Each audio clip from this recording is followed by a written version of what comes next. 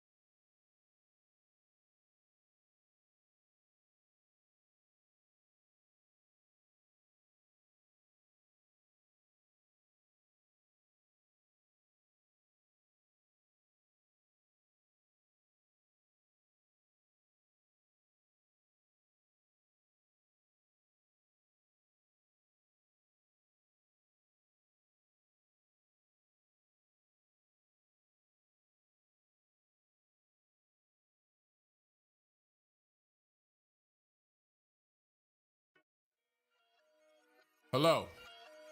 I am sorry, but I must interrupt this show.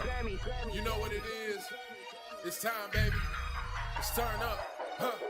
Hey.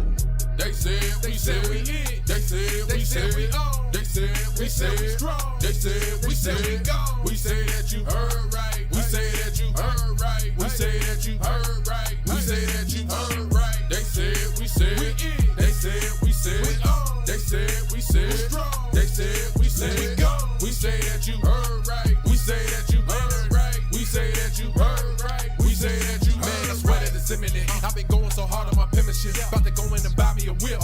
And I pull the shit fresh off the dealership. I can leave you on red like an Xbox. Got me laughing at you like you Red Fox. Got you chasing Hot Wheels like a Matchbox. EA running the game and it don't stop. Super cold like I'm playing for Blizzard. Cut you all in my sights like Red Dead Redemption. Never gonna slip on my pimpin'. Better get out my way, bitch, I'm on a mission. Really ain't no competition. I'm steady grilling opposition. I'm get up and ready to win. They can play it how they play, but fuck what you say. I'm getting this money today. Last of us like a dying breed. Down the ride like a noble seed. Fatality moves, I make you bleed. That's on any game, that's on any screen. Shut up and give me your money. They said we so lit.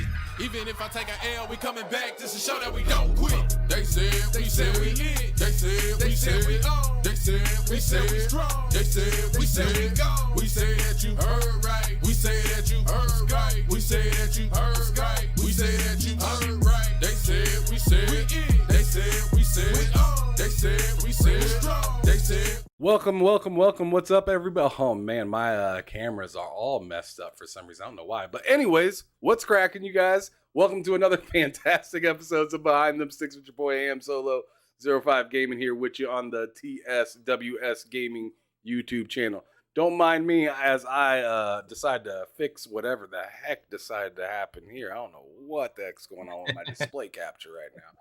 But anyways, brother, I got Mr. Karim Jovian here with me. Did I pronounce that correctly?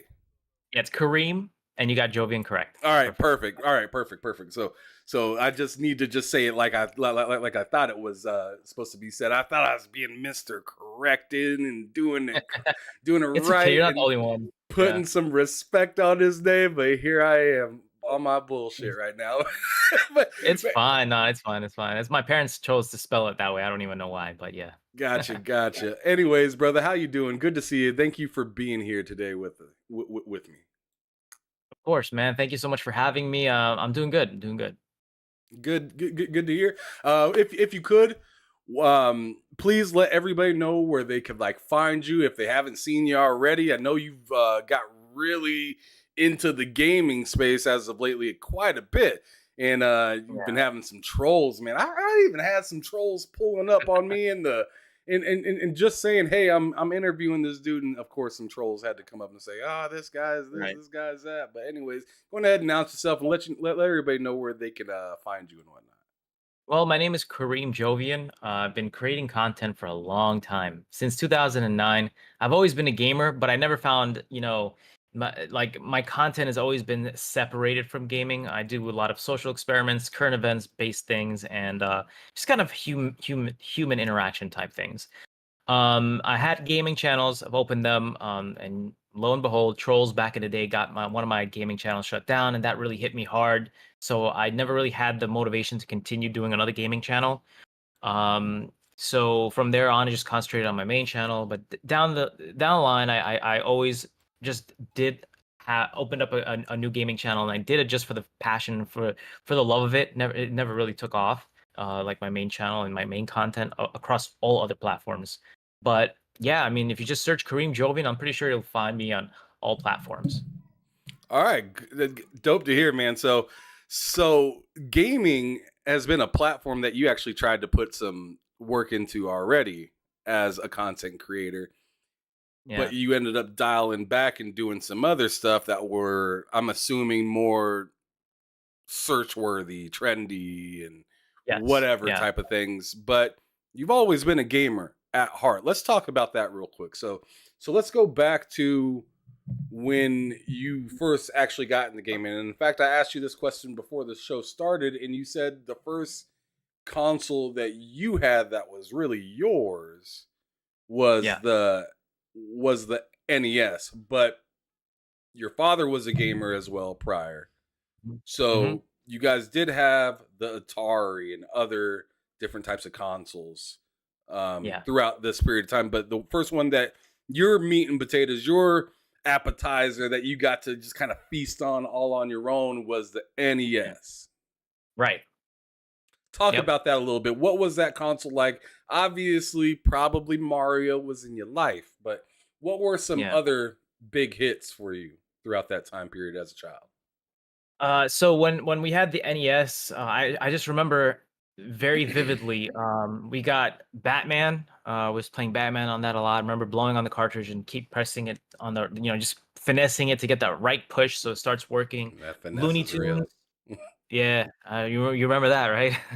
and Looney Tunes was another one that I played along with Mario Bros, which was like, that kind of like that that stage-based game where you just kind of like they come across the screen and you gotta like knock out all the enemies. It wasn't like level-based, but yeah, it was just those three. NES was very short-lived for me, but I do remember playing it a lot. Zelda, of course, the gold cartridge. Those were pretty prominent ones for me during the NES. I was young. I was really young. Okay, so that was pretty prominent for you during that period of time. Now, let's talk about just a little bit later. So, get a little bit older, seen some things. I'm sure you may have went somewhere and seen a Sega or whatever. I don't know. Maybe you were around, maybe you weren't. But I like to call the people's first console their appetizer. Like I just got kind of got done explaining. What was like the main course, or what was like the next the second dish that came to the table that was like, man, this right here is hot. Right. Gotta So get my hands on it. that was definitely the Super Nintendo. When that came along, my dad, he's very big tech guy. He loved getting the latest technology. We were young. We were interested in these things, but we didn't know about it. We didn't watch TV and hear the news or whatever, or read the latest magazine to find out what's coming. He'll know. And he got us the Super Nintendo. The thing is, my dad and my mom, they were both hustlers, so they wouldn't get it at launch. They would get it when it's on sale. Right. So like they got parent. right. So they got this Super Nintendo, and I remember one day my dad just came in with like 11 boxes of brand new Super Nintendo games. I never asked for them. I didn't know what they were, but he just got them, and I remember playing every single one. Some of them I could name off the top of my head were like Wayne's World, Phalanx, or Phalanx, however you pronounce that. It's like airplane game with a weird old dude playing the banjo. One of the weirdest cover arts of all time. Super Nintendo, Mario's Missing, all these great games that he just got for us to play. And that was pretty much the Super Nintendo era. And then the Sega Genesis came out, and that's when my mom came in, because the Sega Genesis for some reason just went on sale a little quicker. And she would get us the Sega Genesis, and then we got the Genesis 3, which was like a mini version. Got all the games for that, but obviously they were all secondhand and cheaper versions. She never bought them new. My dad will buy new, but she'll buy them used. and I played Ninja Turtles and all these Mazin Saga, Bonanza Bros, Sonic 1, 2, and 3. I still Man, remember when my dad got me. you ain't Yeah, lying, man. You was yeah, gaming.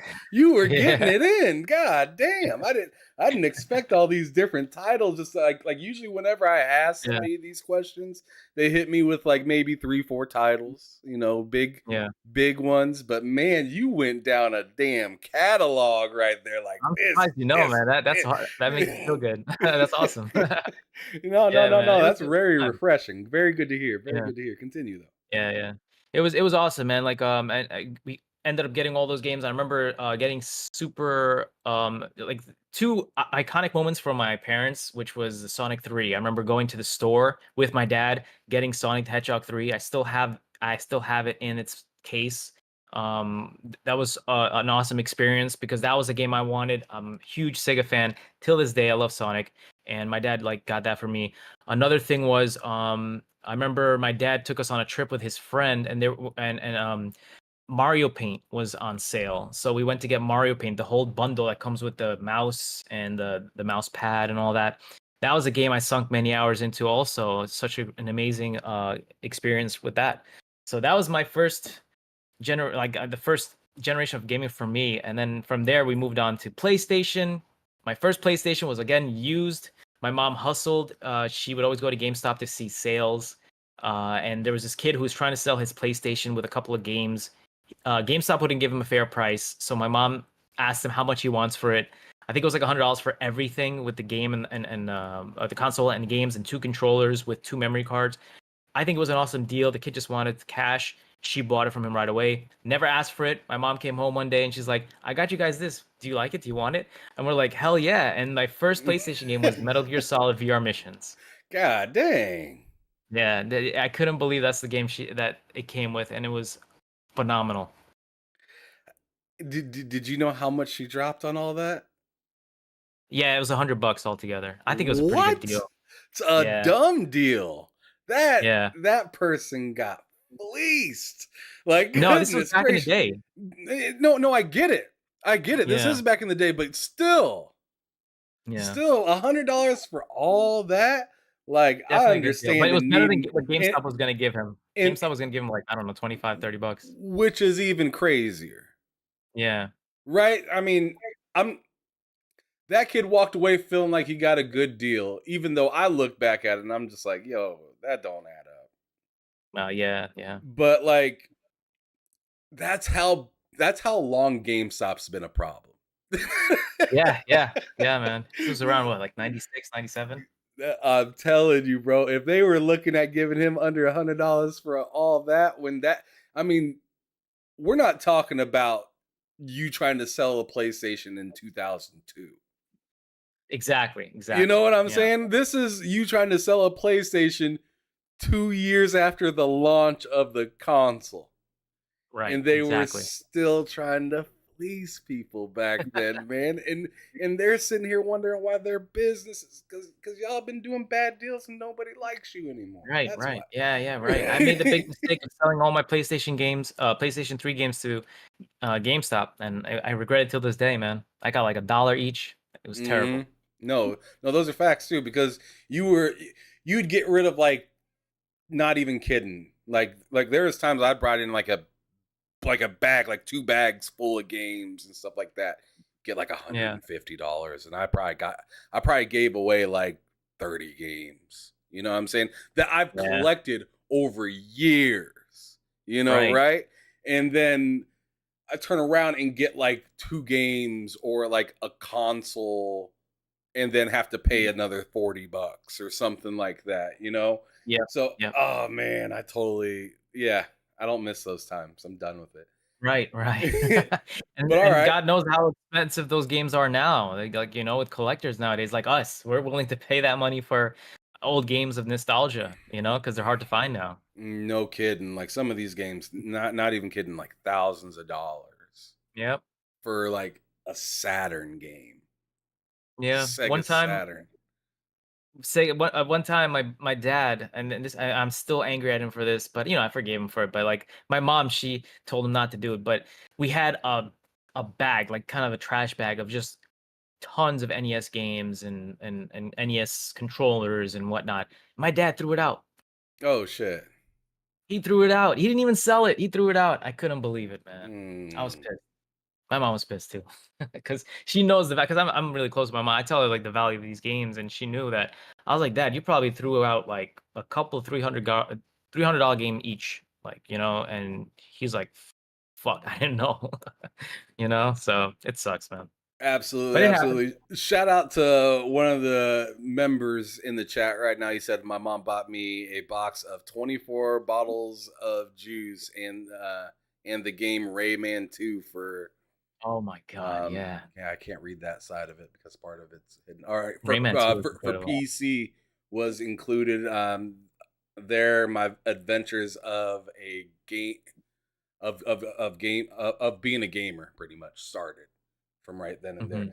Mhm. And shout out to you guys in the chat. I appreciate you guys being here. Make sure you hit that like button if you haven't already. Yeah, Share this out.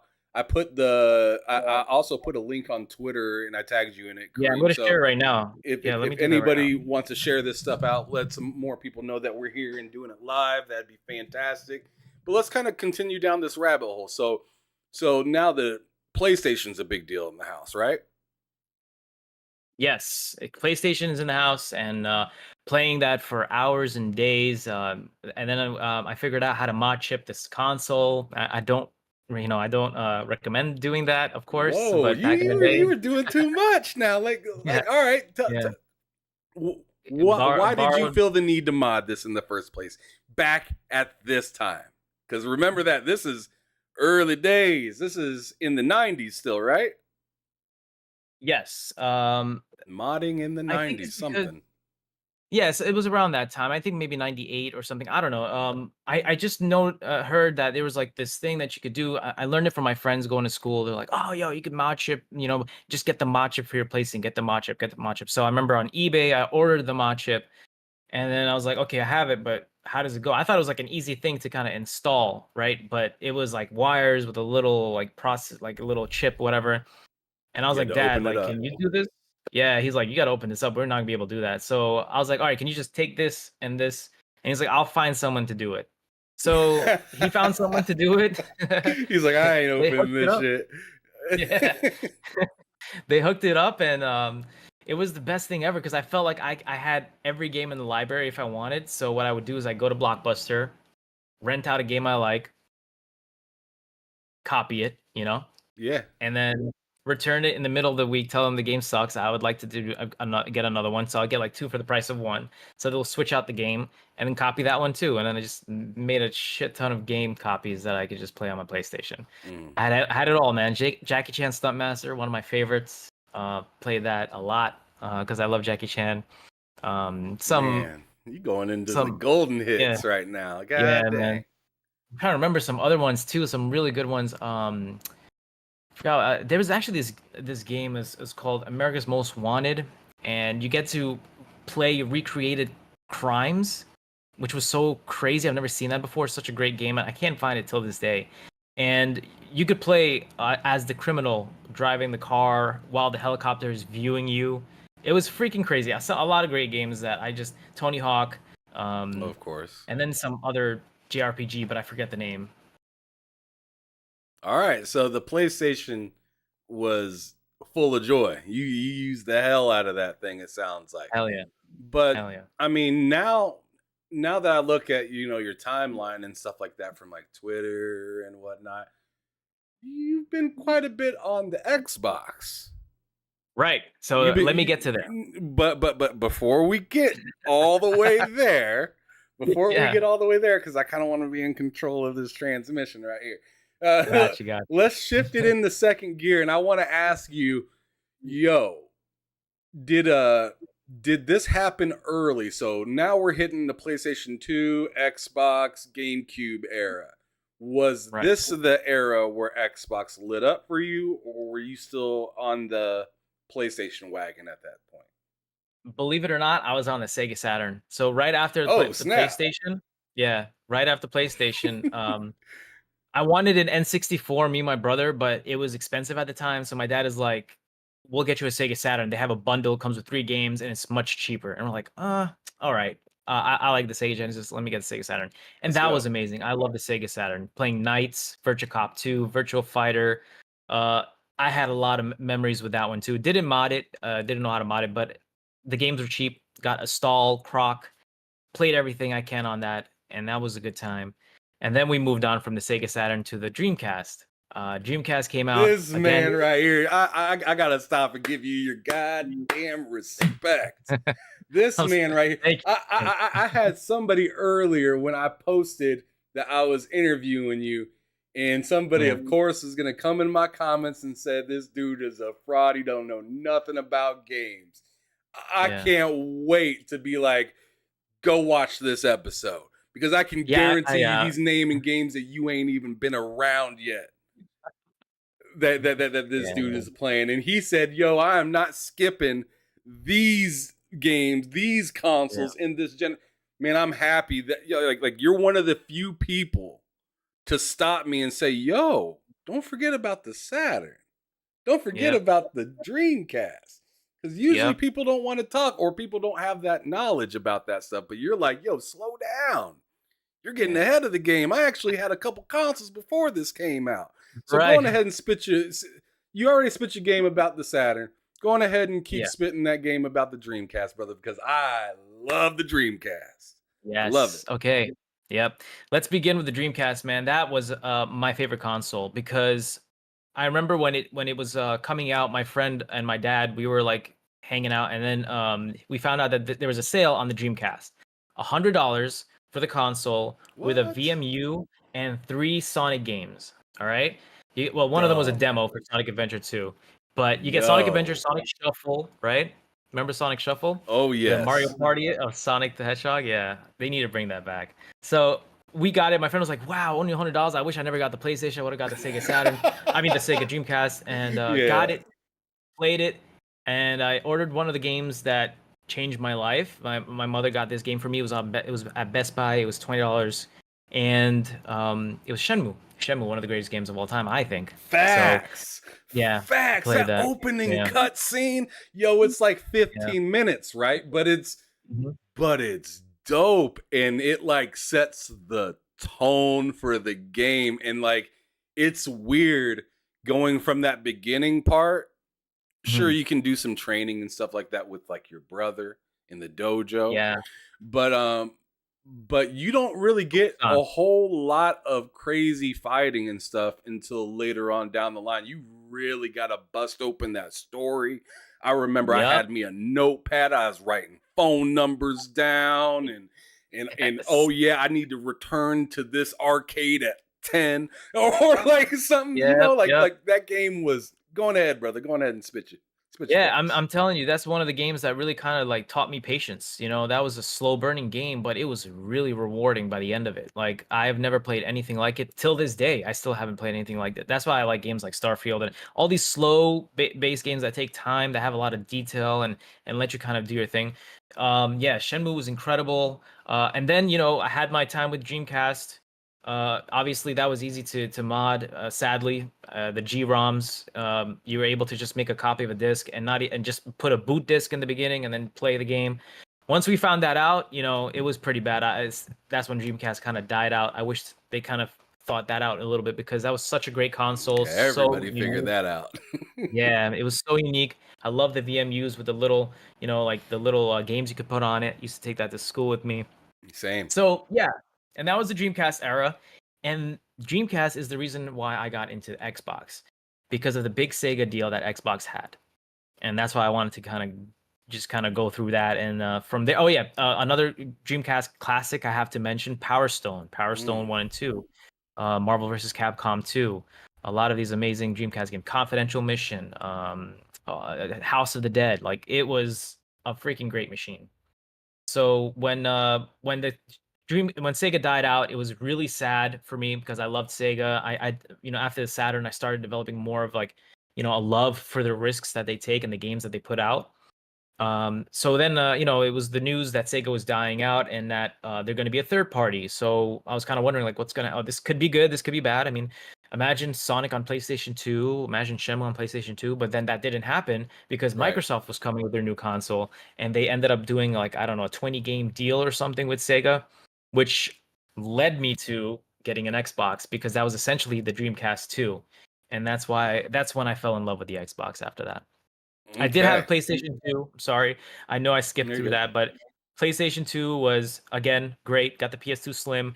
A lot of the games that I played on it were like Grand Theft Auto, Shadow of the Colossus, Indigo Prophecy. All these games were on the PlayStation 2. I had a lot of great memories with that. Metal Gear Solid 2 for sure. You can't forget that. You know, that was just as good as, you know, my Dreamcast days. But that's pretty much like, you know, Vice City, San Andreas, all those iconic games I played on the PlayStation 2. But I just liked Sega, man. Shenmue was coming to Xbox, Shenmue 2, which was Mm-hmm. really most Came anticipated with the for me. DVD as well of the Yeah, yeah. first You can watch game, so you could watch it and catch up if you missed it. Yep. Right. Um, which is amazing. All right, so I thought it was interesting that you mentioned that because you said you were a big Sonic fan as well. How did you feel about the Sonic hitting on Nintendo now, the rival, right? Right, yeah. It was weird at first, you know? It was weird at first, but I liked it. What made me really love it was when Sonic came to Smash Brothers. Because that was huge. Like I skipped the GameCube, but believe me, I played the GameCube a shit ton too. Zelda Wind Waker, Twilight Princess, uh, Super Smash Brothers Melee, F-Zero GX. I have played it all, believe me. And Super Smash Brothers was, you know, and I skipped N64, but yes, I played that too. I had it. After a while, you know, when my dad couldn't get it, we got it when it was on sale. Played, you know, Conker's Bad Fur Day, all the rare games, you know, Banjo Kazooie, Banjo Tooie. Um, and you know, Conker's Bad Fur Day, I have a video actually from the '90s of me and my friends playing it on the TV, and it was so retro, so amazing. But yeah, a lot of these games that I'm talking about right now were coming to the Xbox. You know, like Rare, got bought out by Microsoft, so you had the new Right. Conker coming out on Microsoft. You had Sega, the Sega deal, coming out on Microsoft, and it was just their way of kind of getting a fan like me who was enjoying all these consoles and all these games to kind of like just kind of go into Microsoft Xbox, and then we will go into the Xbox. I'm sorry, I keep talking, man. You could do your No, questions. no, no. I This apologize. is what this show Yeah, is. It's for you to talk about your game and whatnot. So yeah, that's what you're doing, and I have no problem with it. Please cool, man. continue on to what was cool to you about, you know, the Xbox at the time, because obviously that took on a big role for you moving Sega forward in your Yep, eyes as a yeah. youngin, you know. So what were some of the new hits for you that you ain't never seen before that Xbox decided to bring out? Okay, so when the Xbox came out, I made the stupid decision of trying to get something that was like Mario Party. I got Fusion Frenzy. I don't know if you remember that, I but it was loved like a that more game. I loved it. right? It was good. I liked it. I enjoyed it, but I was thinking in the sense of like, oh, I want to play with my friends and stuff. But my friend let me borrow Halo, for the Xbox, the original Halo, and man, I was missing out because I love that. I've never liked first person shooters until Halo. I don't. There was something about it that just made me love it. I don't know if it's the detail or the environments or the physics of the way the card moves, because the switching of first person, third person was my favorite. Um, I just fell in love with Halo, and then from Halo, I moved on to Morrowind, the Elder Scrolls, which made me a huge Bethesda fan because I have never seen an open world game like that before. You know, and I just kind of, for me, those were the hits on the Xbox. I love the Duke controller. I cherished my Xbox. I did this weird thing where every time I finish playing the Xbox, I will unhook it, put it in its Xbox bag, wrap it up, and put it on the side because I didn't want my brother screwing up with it or dropping anything on it. So it was in mint condition. But yeah, there was a lot of games, and obviously Splinter Cell. I remember the day that launched. It launched at the same time as Shenmue 2, so it was kind of like a hard decision for me. I was like, my mother's like, you only could get one. It's either Mm. Splinter Cell or Shenmue 2, and I was like, I'm going for Shenmue 2, and I went for Shenmue 2, and it was beautiful.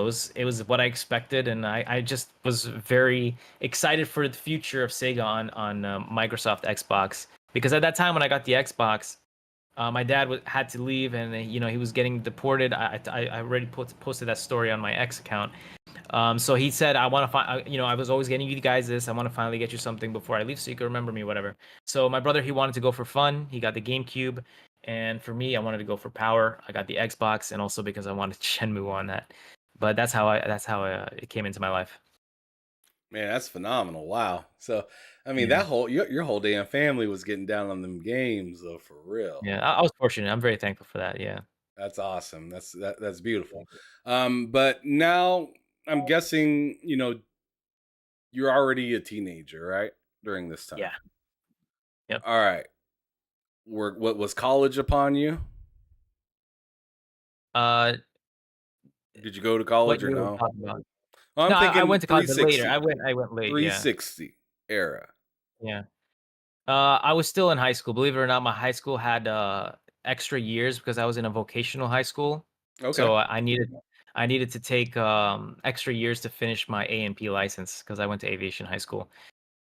Yeah, that was a Wow. stressful time. Yeah. Aviation high school. That's Yeah. interesting. So you were flying and everything. No, for me, we had to do mechanics and airframe and power plant. So we're mechanics basically. We learn how to fix the planes. I couldn't fly for anything because my eyesight was horrible. So I had to be Fair the enough. mechanic. So yeah, you worked on the ground. I got you. Yeah. All right. So now we're upon the 360 era, right? The Yeah. Xbox treated you good. The PS2 treated you good. You got your time in on the GameCube. Got to play all sorts of Right. stuff on that. Shout out to your bro, right? Yes. Now we're at the next generation for 360. What's happening with you? 360, PS3, Wii. Yeah. That was a crazy time, man. I remember when they were announced, I was like, I can't wait for all of them because I wanted all of them. I wanted the PS3 because Metal Gear Solid 4 was coming out on that exclusively, so I had to, continue the Metal Gear Solid phenomena, like playing it on the PS2, Metal Gear Solid 3, and then the Wii because it was just something new, and then the 360 because it's continuing what I loved from the Xbox.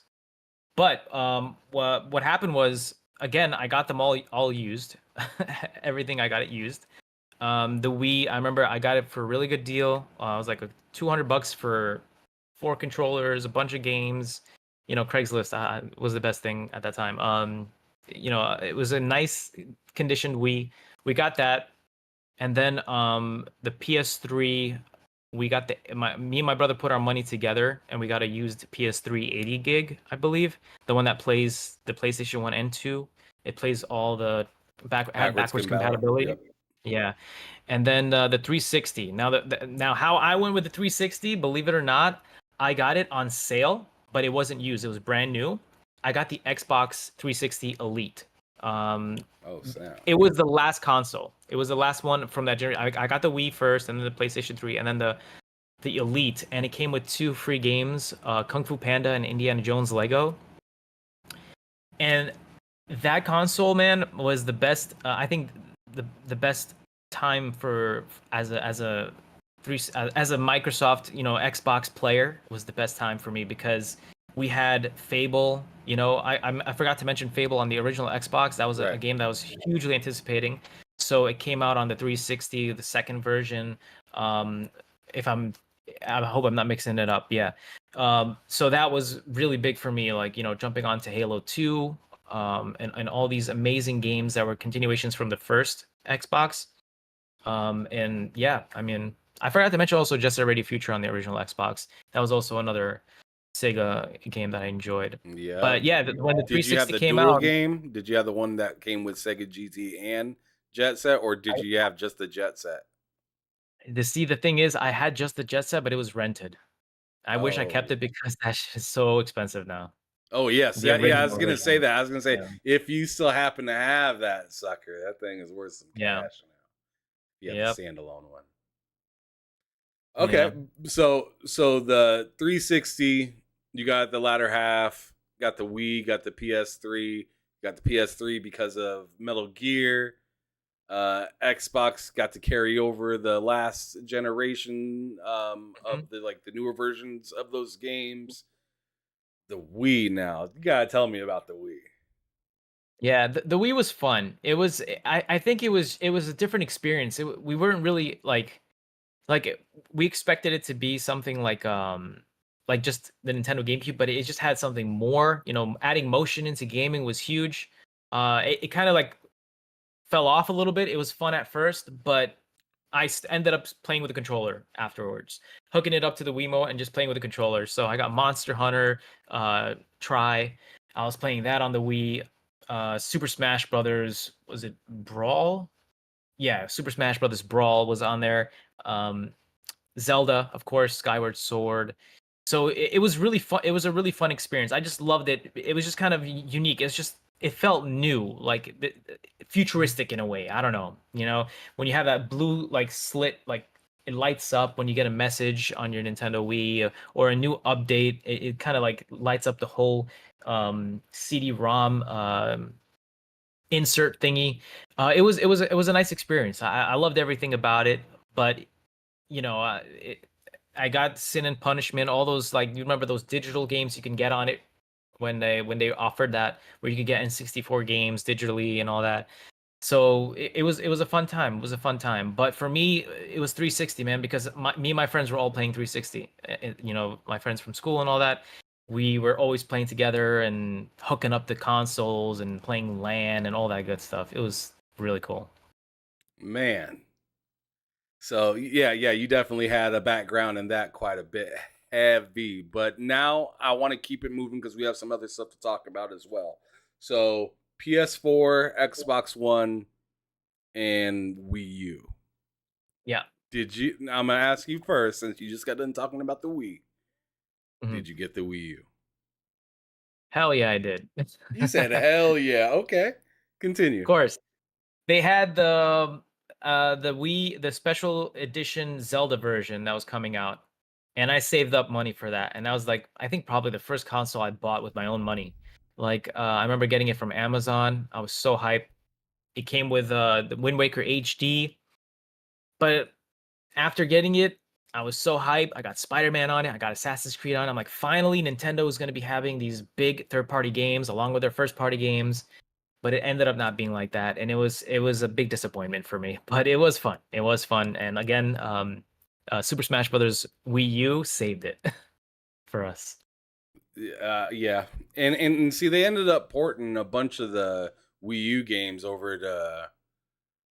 which is to awesome.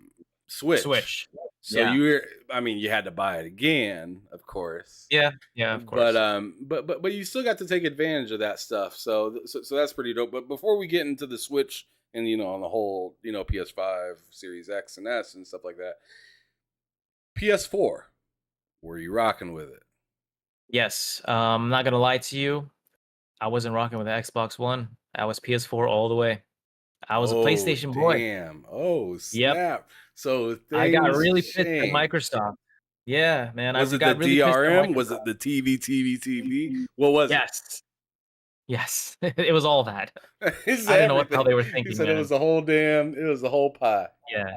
I don't know what they were thinking, man. Like going on from Xbox 360, which I spent most of my time playing, had the best gaming years of my life on the 360 because now I'm older. I understand gaming more. My friends are more into it. So we're playing all together. We're enjoying freaking on chat, playing Fable together co op, and all these amazing experiences I had on the 360.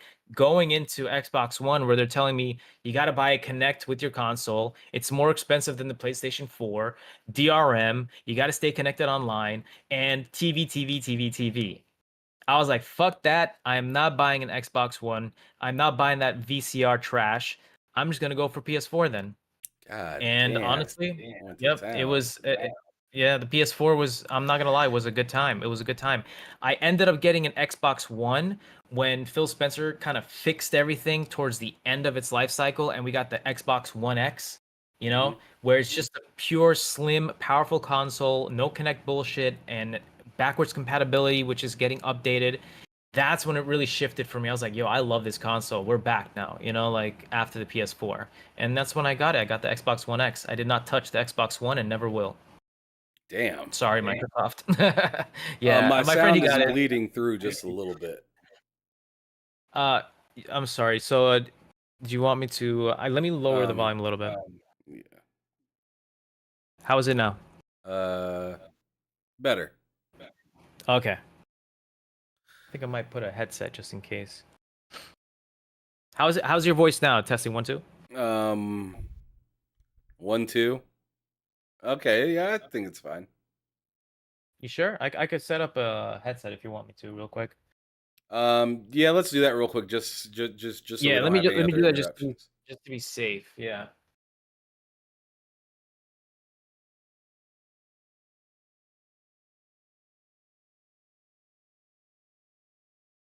My bad. I didn't know. I thought it was because usually they have noise cancellation. So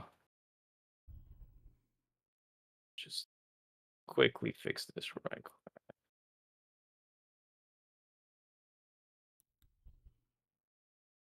All right, test 1 2. Yep. You hear me? 1 second. I don't hear you. Damn, you got the YouTube plaques and everything in the back. God damn.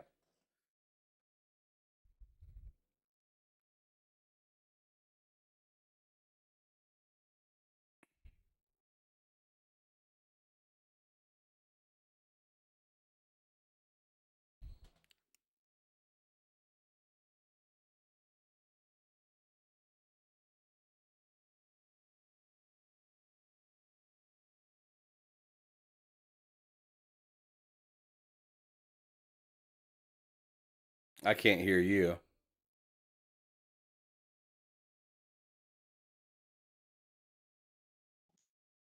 All right, can you hear me now? Yeah, I can hear you now. Awesome, got it to work. All right, All sorry right, about sweet. No, all right. No, you're good. You're good. You're good. We're back. I'm just happy now we don't have to mess with nothing. We're good to go. that. All Yeah. right. So continuing on. So yeah, you said you weren't touching that regular Xbox One. You Yep, were not and still having won't. it. You were PS4 all the way, and I'm assuming Switch. Let's go ahead and hit on Switch real quick. Switch came out. I got it a little later than usual. And that was a console that I really enjoyed. I just hated the fact that it's still it lacks in the visual quality that we need right now. Uh, I don't know. It's like what 900p on TV or something like that. Like I would love it for the Switch to be kind of like a 4K console. So I would only get the exclusives on it. I played the exclusives like Mario Party, Xenoblades, like the Octopath Travelers. I just got this today, Pikmin 1 and 2. Just getting these exclusives. Really, that's all the Switch is for me. And I like playing it handheld, unless I want to just relax and play it on the TV. But it's mostly a handheld console for me. Love it Okay, though. It's a great I'm a great little bit console. of the opposite. I only play handheld when I have to. Everything else Yeah, is put on the TV because it's I better. don't It's want to better. tilt my head down. I don't want to hold like I want to put. Right. I actually have like the pro controllers or whatnot. So like Yep. I actually got a full size controller in my hands, not two little whatever they're called, Joy Cons. Yeah, I'm good with Yeah. that. Yeah. My hands Yeah. are too It's damn much big better. for that. My Yeah, hands too and I damn big have the for mini that. one too. I have the mini Switch too. Like, so yeah, I have both. I have the mini Switch and the one that connects to the TV. All right, so let's go back to PS4 real quick because we kind of breezed over it. I just want to know, like, what were some of those games on the PS4 that were massive for you through that time? Man. So first off, we'll start with Metal Gear Solid, of course, Witcher 3. A lot of these are third-party games that when the new uh what was it called? Last Guardian that from the creators of Eco and Shadow of the Colossus, another of my favorites. We had also Spider-Man, of course. Uh, what was it that? Yeah, I had way too many PlayStation 4 games, and another series that was really huge for me, which I was really pissed was not on Xbox, but now it finally is. Yakuza, the Yakuza series, which I started off with on the PlayStation 2, and went into the PlayStation 4, and they released some bangers for that console on from Yakuza 0, the Kiwami 1 and Kiwami 2, and then you got like 3, 4, and 5, the remasters, and Judgment, which also is a great one. And even on the PlayStation 3, I got the freaking the Yakuza Dead Souls, which was like a zombie shooter game for Yakuza, which never ever got released again, but I was happy to have it. And that's the games I was really looking forward to, because they reminded me of Shenmue, because some of the creators of Shenmue went and worked on Yakuza, so that's how I found out about it. Right, because Shenmue fell, unfortunately, and yeah, man, they kind of tried to pick up that same type of swag with the continuation that is Yakuza and whatnot. Hell yeah. So can't be mad at it. I should love Yakuza, but I've yet to even get into that game. I should love it though, because I really loved Shenmue a lot. So I'll have to definitely give it more of a try.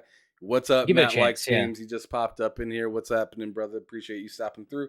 But continuing now to the current generation, which is the most interesting one because that's the loudest one right now, right?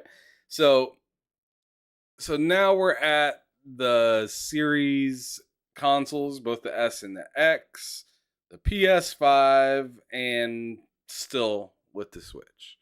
We'll kind of lay off on the Switch for right now because we already just got done talking about that, and we talked about the Wii U, and a lot of those games got ported over as well for you, so you really enjoyed that. But I want to know, first of all, did you have a PS5, or do you have a PS5 currently? Yeah, it's right here. I have it right there. Nice. Okay. Do you currently have Series S or X? I have a Series X. Okay, just a Series X. Yeah. So you play whatever, and you always have. Pretty much. From what? From I mean, for the haters who don't believe it, it's right there. Just for the haters, because I know they're probably gonna say I'm making that shit up, and then. Oh, I'm sure. I mean, they got they got an unruly amount of things to say. Yeah. For sure, but I gotta know, like, you were mainstreaming PS4 last generation, and the Xbox finally kind of seemed to come around for you, right? Yeah. I want to hear now how this generation started for you on the PS5 and the Series X, both. Go ahead and talk to all of us about these both collectively, and how, like, you know, which way is the weight shifting on the teeter-totter right now for you? Right. So when the new consoles are coming out, it's always a fun time. It's always an experience to be a part of, and I love it. And it's something that I think it's very joyful to be part of. You don't get these a lot, like being around when the new generations are dropping and the new consoles are coming out. It's always a nice, fun experience, especially when you had to go through Black Friday and you go to the store to get them and whatnot. So the PlayStation 5 and the Xbox Series X coming out excited me very much, because it reminded me of those old days, like head-to-head, Sega and Nintendo, and the three big heads at the time, Sega, Nintendo, and Sony. So I had an affinity for that. So I wanted to get my consoles before, because there was a big issue with processors and it's hard to get one or whatever. So I ended up getting the PlayStation 5 first, and this is not by choice. I got lucky. I was just working one night, and then I had the Target website open, and they just had one more left. A PS5 with the disc drive. Okay. Because I love physical. So I was like, okay, I'm gonna cop it. I'm gonna get it right away. I'm not even gonna think about it, and I purchased it. So when I purchased it, I was like, damn, I got it really early. This is like earlier than most people, and there's not going to be any games. I know how these roll with these early launches. It's going to be sitting there doing nothing. So I just put it up for sale. I was like, screw it, I'll just put it up for sale, because I know I'm not going to play it. There's nothing out for it right now.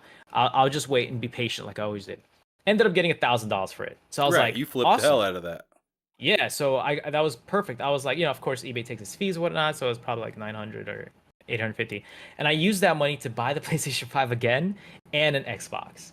So I bought both of So you them. got two The for the Series price of X. one right there. Yeah, pretty much. Yeah. So the Series X was actually I was watching The Mandalorian, and I was just sitting like pressing the refresh button on the Microsoft Store because there was this little trick where if you keep pressing buy now, buy now, buy now, if there was one that's in the inventory, it will automatically lock it in for you, so you get a console. So it happened to me 3 times, and I ended up giving my friends Xbox Series X's because they, I didn't want them to go through that shit because it was really hard to get one. So Right. we were hype. All three of us were really hype because my friends are huge Xbox players because we grew up together playing it. Like with all the LAN parties and all that. That was all Xbox. Oh, so you All the got to multiplayer games. bring the crew back.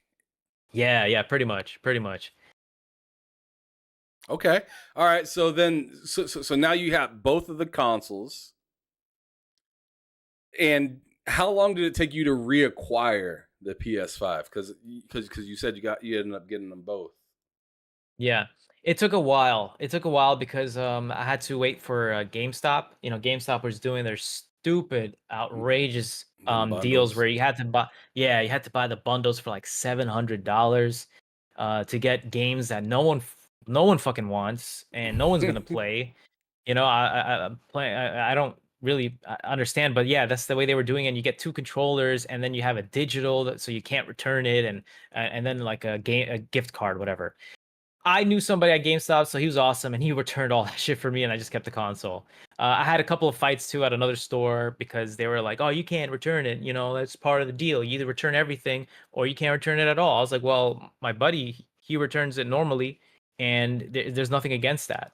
So I kind of like caught them in their lie, and they had to return the items that I wanted to return, and I kept the console. So Wow, it was a that's hassle. brilliant. Yeah, it That's was a freaking brilliant. hassle though. Yeah. How now I gotta know how you finesse that, because I mean, sure, you can say, "Hey, I know the rules, bro. Like, you can't do that." But like, what did you get out of that return deal for those games? Did you get like $70 or $60 off of that back, or did you return a controller and get $70 back from that, or like how did that No, I work? got it all. So I got it all cash back, returned on my credit card, basically. Okay, So I remember it was like $700 or something like that. It was two games, $70 each, and mind you, these games are like cheap as hell now. They were not worth $70 each. And then an extra controller, a digital game. I think it was Watch Dogs 3, the Legion, Watch Dogs Legion. So they did that on purpose so you don't return it, because once you get the digital code, you can't return it. And that's the one I got stuck with. And then a gift card, it was like a $25 gift card, whatever. So I kept the gift card, couldn't return the digital. I got maybe 100, like if I'm really bad at math, but 140, so 220 around $220 back so you because pretty I much paid returned five. yeah, pretty much 500, yeah, five with tax. Well, that's nice. Yeah, That's a real good track back in that money right there that they tried to yeah, finesse you yeah. out of. All right, so now you got both of these consoles. Shout out to Ray Chi in the chat. He says Series X was was great at release, no matter what, because the 4K enhance, Yep. FPS Mhm. boost, Game Pass, and quick resume. PlayStation 5 was great at release, no matter Mhm. what, because of the new controller and great Yeah, that's true. PS4 catalog. But I also want to add on to that Astro's Playroom being downloaded on there without you Yeah, yeah, having to do anything. That game was phenomenal, right? And it yeah. really paid homage to the previous PlayStation, which I thought was really funny that they have a game that pays homage to it, but they don't have no backwards compatibility at all. And it really, Yeah, so I thought it's that a shame, was really. kind of ironic a Yeah. little bit. But anyways, all right. So you got both of these consoles now, and I'm kind of curious, like, which one were you playing more at first? Because if I'm gonna be honest with you and everybody that checks out this stream or show afterwards, I played Mhm. my PlayStation 5 more first because I You're right. got Miles Morales right Same. when it Mhm. released. I had Astro's Playroom, and like Ray Chi just said in the chat, like the new controller was nice, the new dashboard was nice. I turned on the Xbox. It was a beautiful unboxing, but once I plugged everything in, I was like, You didn't have anything. Yeah. I felt like I was right back where I was on my One X because of the same Right. dashboard and pretty much the same controller. Yeah. Just added a share button. So I was on the PS5 more, but I want to know from you, what were you on initially more when you first got both of the consoles? I got to give it to Sony. I mean, it's always nice when you have a new experience when you're playing a new console. And of course, Microsoft kept it the same because if it isn't broke, you don't need to fix it. But it's always nice to see something new, hear those new sounds and all that. So Microsoft started adding all that in later, which was cool. But the the game that obviously was that my first PS5 game was Miles Morales, which is technically a PS4 game, right? But I got the PS5 version that comes with the free remastered of Spider-Man, which I already played on the original Same. PlayStation 4. And that was like you, I was playing that more, the PlayStation 5 more because I already had the game for it. I had a couple of PS4 games to play also. Just to name a few, Ghost of Tsushima, they had that upgraded, Phenomenal game. Death Stranding, as you can see right here. Death Stranding was Phenomenal also game. yeah. So I had a ton of games to play on my PlayStation. Even Red Dead Redemption 2, like I put in 200 hours into that game, still didn't beat it, and I was able to play it on the PlayStation 5 with like much better graphics and smoother gameplay. And that was the beginning stages for me. And then after that, once Microsoft started picking up and you started having more of the games popping in and Game Pass, I just immediately just after I beat and finished all those PlayStation 5 games, there was really nothing else for me to play. So I just kind of moved on to Xbox. Wow. All right. So, I mean, you pretty much put that together, so I don't need to ask you about the Xbox side because you said, "Hey, I started out with this and I ended up on that." Yeah. Now a few years have gone by, right? So you've played a ton of your PlayStation games already. You're playing Xbox games into current. Now, I mean, they got Starfield out recently. Redfall, whether you played that or not, came out a little while ago. Hi-Fi Rush came out. Yeah. PlayStation's been a little bit slower this year than they were last year because last year they had, God of War, Horizon Forbidden West, Yes. Yeah. Gran Turismo. They had some exclusives as well as like Sifu and Oh, that was a good one. this year they got Dead Souls. Final They had Dead Souls also. Fantasy and No, not Dead Souls. Sorry, Demon Souls. Yeah, well, they had that 2020 at launch pretty much, but yeah, they had all those different games that you played now. But I've been telling people, hey, let's keep it a buck. Each year that these new consoles have been out, one console did significantly better than the other each year. Everybody wants to act like PlayStation's been just wiping the floor with Microsoft this generation, maybe in console sales. But as for games, right, and people playing them and consistently being on them, it's been back and forth. All right. So 2020, PlayStation. 2021, Xbox. And I'm not arguing with nobody about that shit right there. That's facts. They got Publisher of the Year. It's just a fact. 2021, Xbox. 2022, PlayStation. God of War, Horizon, Gran Turismo, all that stuff. 2023, Xbox. So like I'm saying, each year it's swapped. One was clearly a better than the other. Just is what it is. Now, as we inch closer to 2024, Xbox is looking consistent. Right. And PlayStation is looking dysfunctional. Hell yeah. This man said, hell yeah. Talk about it. Go ahead, brother. Talk about it. Yeah. I mean, look, man, I'm going to be honest with you. Like, I don't want to see any company fail. I don't want to see a lot of these trolls that keep coming up in my ex profiles telling me that I'm wishing for the downfall or failure. Hell no. I know what it's like for a company to fail. And when you lose a console, we went through that shit with the Sega Dreamcast. We went through that with Sega. We don't want to go through that shit again. That was terrible. It was horrible, So these guys they never been through it probably because most of them probably had never even touched a Sega Dreamcast. So Facts. I just wanted to put that out there. I don't want to see any company fail, but I want to see companies do better. I want to see competition grow. And that's the only way to do it, is by just letting companies know if they're doing bad and if they're doing good. I was there when Microsoft, like, they fucked up the whole generation with the Xbox One. Like, I'm not gonna lie, and this is coming from someone who loved the 360 and was ready for the Xbox One, and they fucked it up. And I was ready to, and I was like, I was 100% not supporting them at all at that time. I was buying everything for PlayStation. My library grew for PlayStation because of that, you know.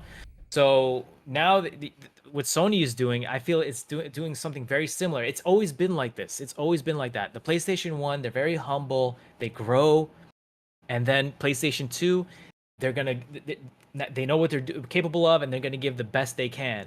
They get arrogant around the PlayStation 2, and then you get the PlayStation 3, which was like, it was a mess when it came out because Sony was very arrogant.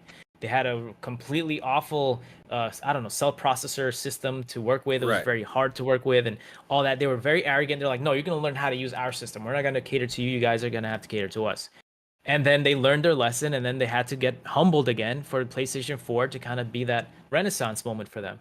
And I feel now in the PlayStation 5, not only are they a little bit arrogant, but they're also losing the plot, because there is so much that they're doing that's just kind of the corporal trash that we all hate. Microsoft has been there. Microsoft has been there. I'm not gonna like defend that, but they're learning their ways now to cater more to fans, because at the end of the day, fans is what keep everything alive. And I think Sony is going that route. You have all these, the backwards compatibility was trash on the PS5.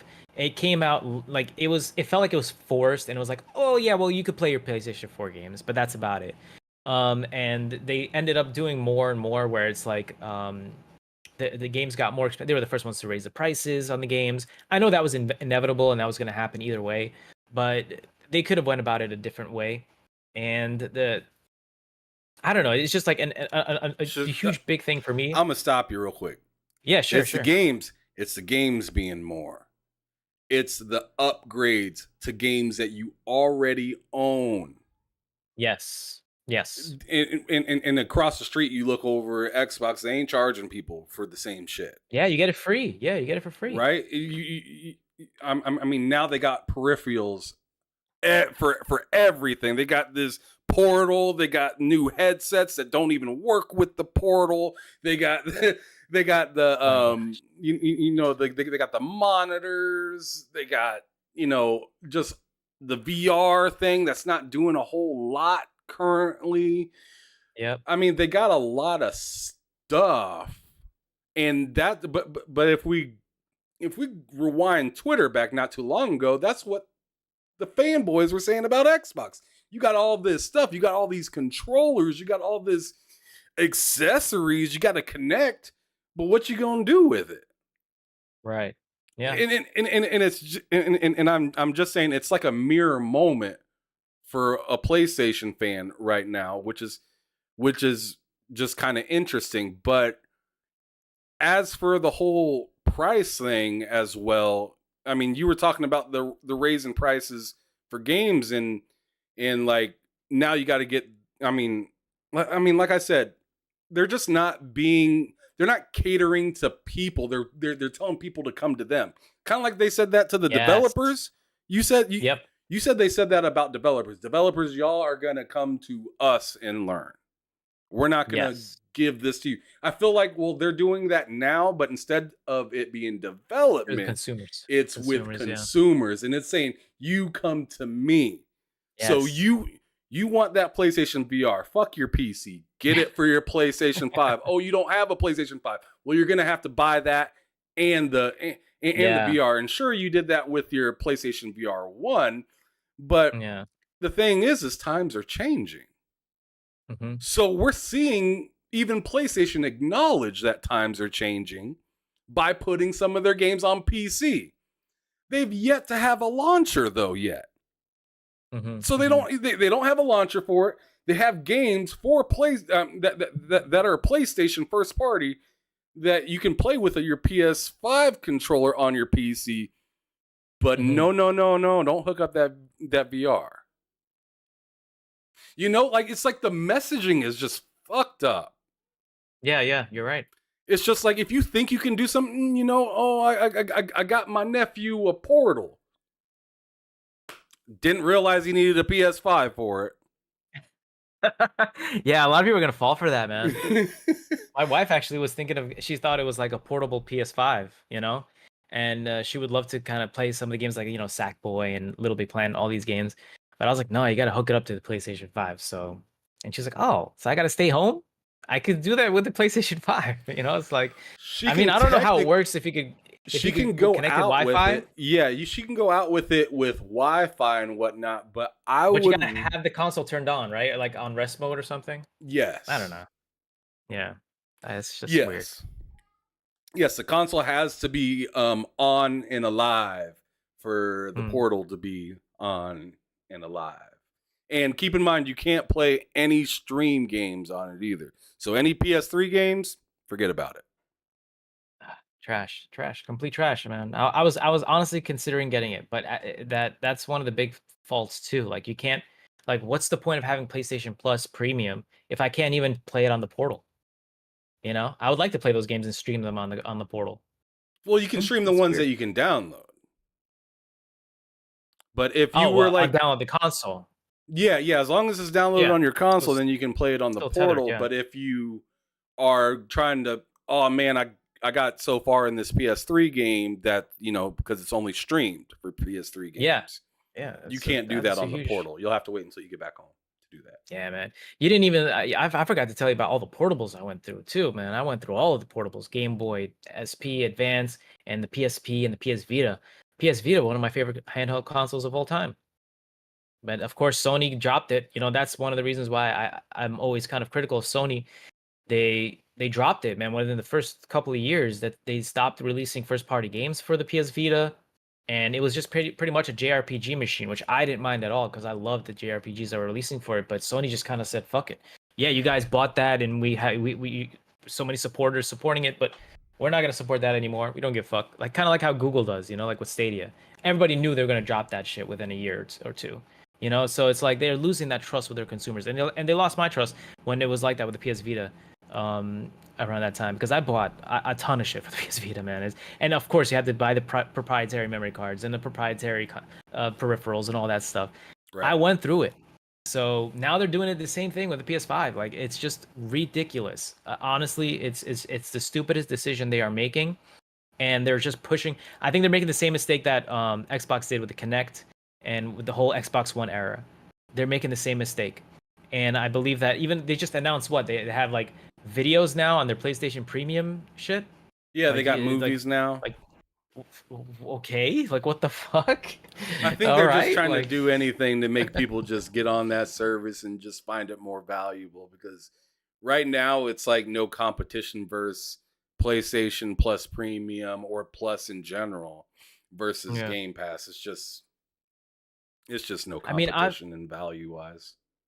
I am going to be honest. I think that PlayStation Premium happened because of Game Pass, which I do not mind. That is the beauty of competition. You're Facts. getting more. You're getting more for the value of what you were going to pay anyways for online. So might as well get all these extra games you can play. I myself, being a nostalgic PlayStation player, love the fact that they're adding PSP games, they're adding PS1 games, PS2, PS3. Even though the library is trash, they haven't really grown it yet. But I can see the potential there. I mean, they added Siphon Filter. That is one of my favorites from the PS1 era. I forgot to mention. So that was like kind of like if you couldn't play Metal Gear Solid, you had Siphon Filter. That was a great third-person shooter, and they have it there remastered with trophies. I mean, that's a good start. Like do more of that. Not Right. give me more of the fucking Portal or the TV movie shit.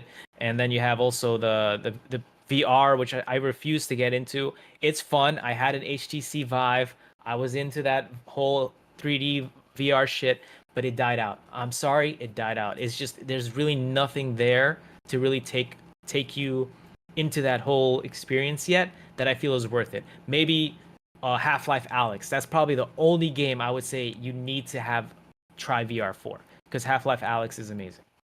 No doubt, no doubt. And everybody says that. Everyone Yeah. loves Half-Life Alyx. But now I kind of want you, before we go into Xbox and what you kind of think of the plan and kind of what's been happening this year and how you think it'll be carried forward. What do you think about PlayStation with, the PlayStation has been in the bad light for what seems like this entire year. So obviously Yeah. the whole ABK thing was just not a good look for them. Sure, right? Yeah. But let's not Yeah. look into that too much. I more or less want to talk about the games and obviously Jim Ryan's exit. So Yeah. we see Last of Us Factions has been told that it's put on ice pretty much right now, Yeah. right? The Disney show. Yep. It's gonna be on Disney on Ice. Yeah, I guess so. But so that game's been put on ice. They are releasing Spider-Man 2, which looks like it's going to be phenomenal. Shout out to Insomniac. They are carrying the PlayStation right now. Right. And honestly, I'm still holding on to my order. I didn't cancel it yet. I'm getting the collector's edition. And I was contemplating whether I should cancel it or not. But I love Ted Price and what he does. So I think I might actually just keep my order to support. But I'm hoping this game is really going to deliver, though. I honestly think it will, especially with Mhm. this being the only thing they got this year. I mean, I don't think Insomniac's going to make them look Yeah. bad. I think Yeah. Insomniac's going to continue Yeah. to push the PlayStation brand forward. Right. But that's all we got right now. So I want you to tell me now what you think about, Jim exiting here this spring. That he put his, time in. This is like my 5 month, 6 month, letter of Yeah. resignation or something like that. What do you think of that mixed with all these games right now? Because the last thing that we seen in that showcase was a lot of games as a service games. Yeah. Do you think that that's I mean, go ahead and answer the question before I ask you another one. I'm Okay, bad at sure. that. So, I mean, first, I would like to say to the Sony fans, how does it feel?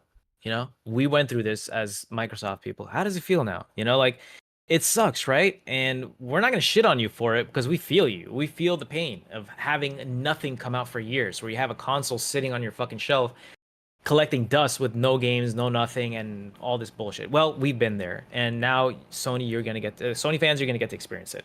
Uh, with Jim Ryan leaving, I think it's probably the best thing for them, and the best thing for him because he gave a reason where he's like he's just stressed out and tired of like not being able to spend time with family and traveling every time for the meetings and stuff. I think this guy he did what he can do, and he did a great job. He's been there for 30 years. Let's not discount what he's done in the early years. Since the You know, beginning. yeah. So he's been there for a while, and commend him, respect him. I'm not gonna shit on Jim Ryan, right? So him leaving is good for all of us and good for him. Now, I think he probably was pushing for the games as a service very heavily to the point where they lost the track of having single player classics coming out on the console because that's what PlayStation is known for. I would get super jealous every time I hear they get all these amazing single party games and Xbox is getting nothing. And then they also get the third party single games and Xbox was getting nothing. Now finally Xbox is getting those third party single party games like Yakuza and all these other RPGs and whatnot. But they had the Uncharted. Where's the new Uncharted? You have God of War, you have Horizon, you have Spider-Man, Ghost of Tsushima, like amazing single player bangers that are the reason to get a PlayStation. Now you don't have those anymore. So what's the reason to have a PlayStation?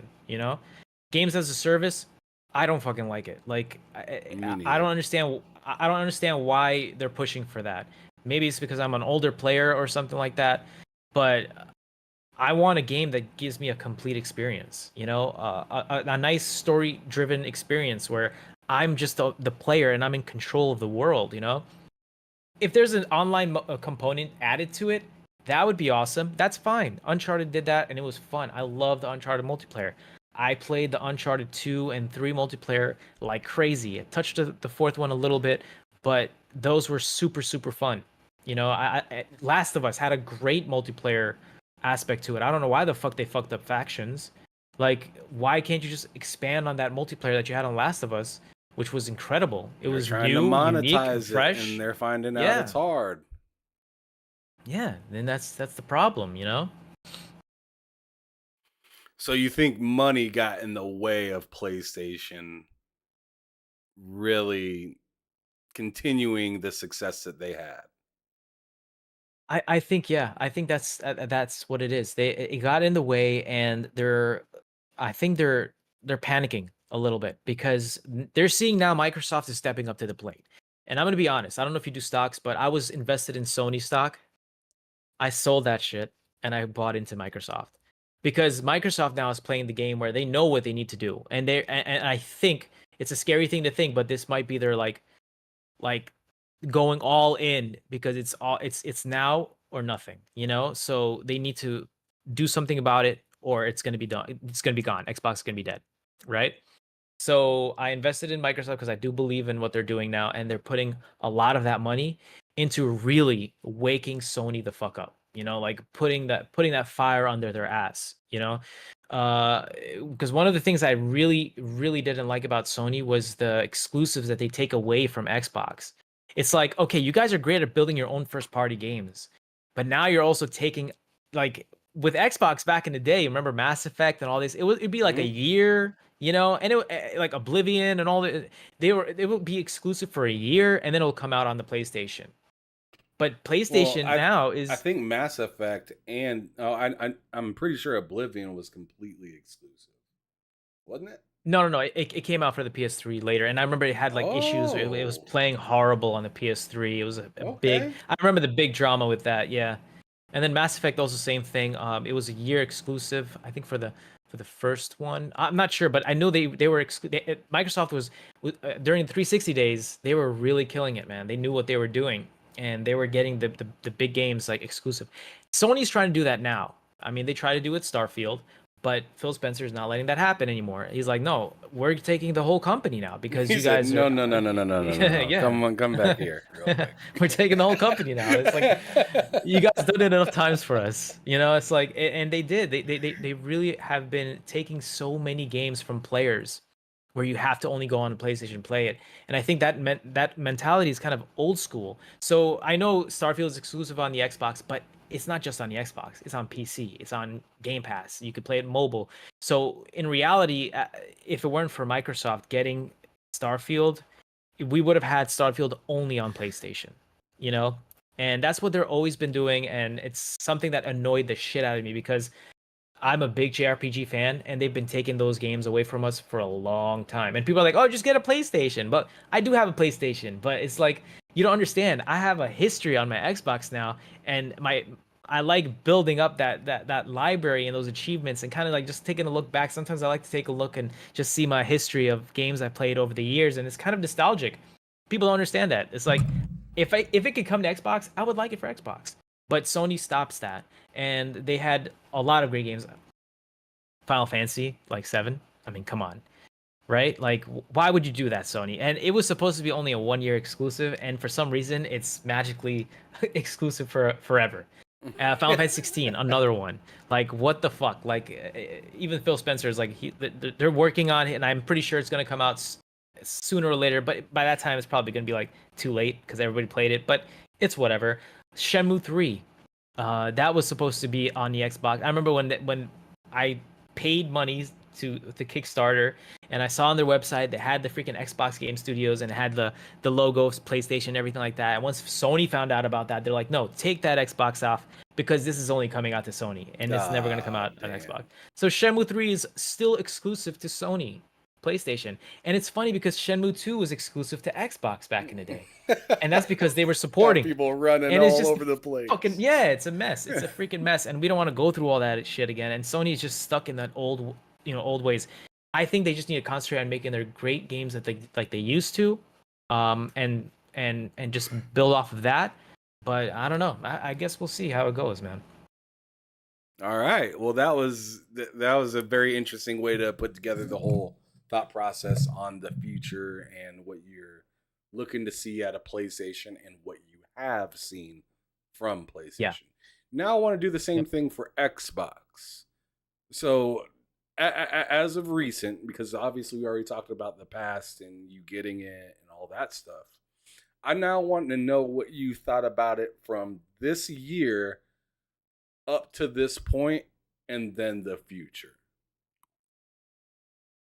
So, we want to start from 2020. You mean since launch? No. From this year. Oh, okay. Okay, so this year I think has been great. In my opinion, it has been a great pickup because for me, Game Pass changed the game. It changed the whole medium for me because I'm able to try a lot of games that I'm like all the Yakuza games are coming on Game Pass. That's huge for me. I'm still gonna buy them because I want them physically to own and all that stuff.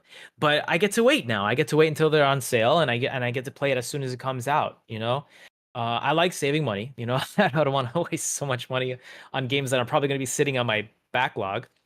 For real. I think it did an incredible job because Phil Spencer is really laying it out for us in a very clear way. He makes me feel confident as a player and also as someone who's invested in Microsoft to really look forward to what they're doing Literally with consoles. invested, because a lot of people think you're just talking about the console.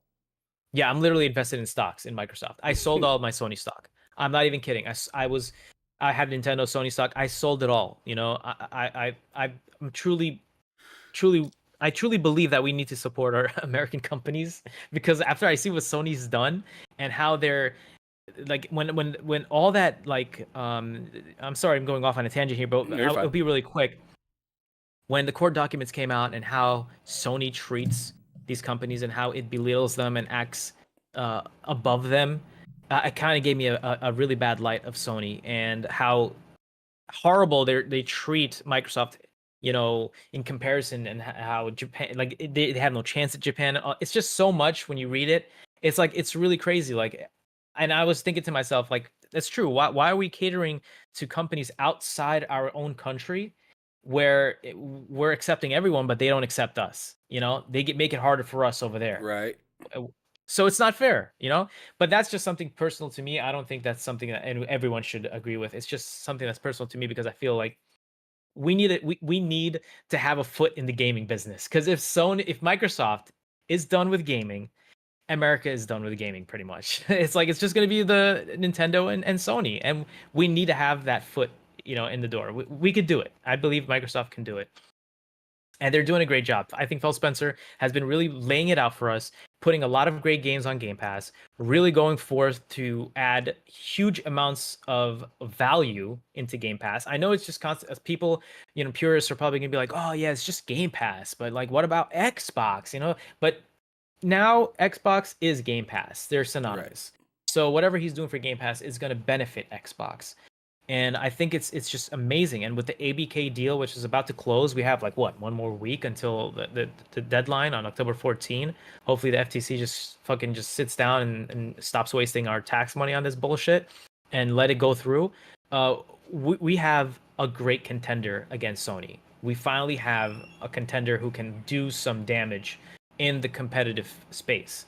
Right. And they've been doing great. A lot of great games. I'm so happy with Starfield. I've been waiting for that for a long time. I think it's the best thing that it is exclusive to Microsoft in the sense that because they got to use all the resources to help the game and build it even better. I don't think Sony was going to be able to understand the creation and the creator's kit or creation engine, whatever. Yeah, the modding kit, creator's kit, I think it's called. Well, you got to keep in mind, Sony doesn't really like a whole lot of mods. Exactly. And that it was going to kill Starfield. I believe it was going to kill Starfield, and it was just going to make its longevity very short. I mean, remember when Oblivion came out on the PlayStation 3, it ran horribly because it's just they had a hard time with it, So I think Skyrim it's the best thing to happen.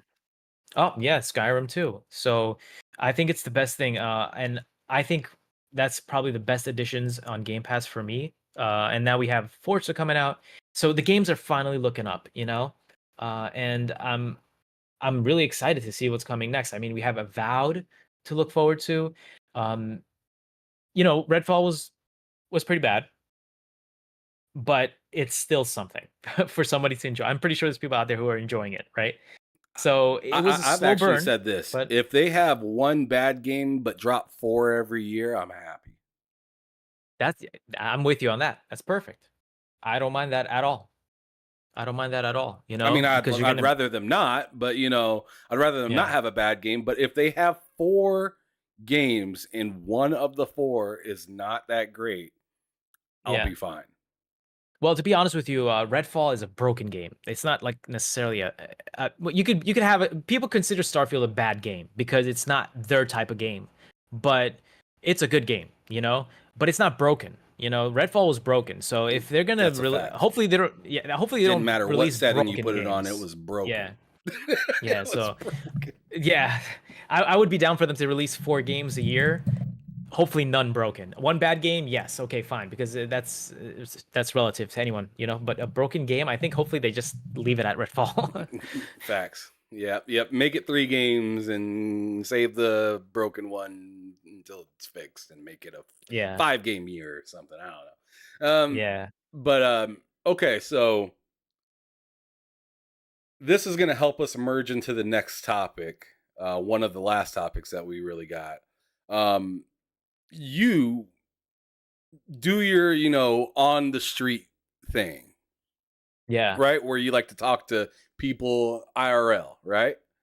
yeah, yeah, So, not that long ago, you had something that got a lot of notice from people in the online community, also traffic onto your own channel and stuff like that, yeah. with you walking around asking people about Starfield.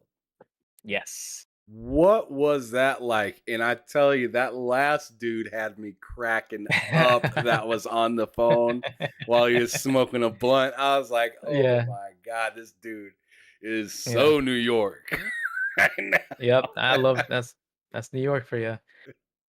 It was I mean, it was exciting because I never really done something like that. You know, where I'm gonna be a nerd today and just go ask people about a game I like, and I know half of them are probably not gonna know what it is. So I was ready to sit down and explain to them this game, and some of them just because of seeing me and my passion and excitement about it were interested in it, and they're like, "Okay, show me the game. I want to see the game first." You know, some of them were like, "Let me see the game first, and I'll see." You know, so I would show them, and I showed them a couple of gameplays, and then they would just say like, yeah, they're excited for it. Some of them did know Starfield, and they were excited for it.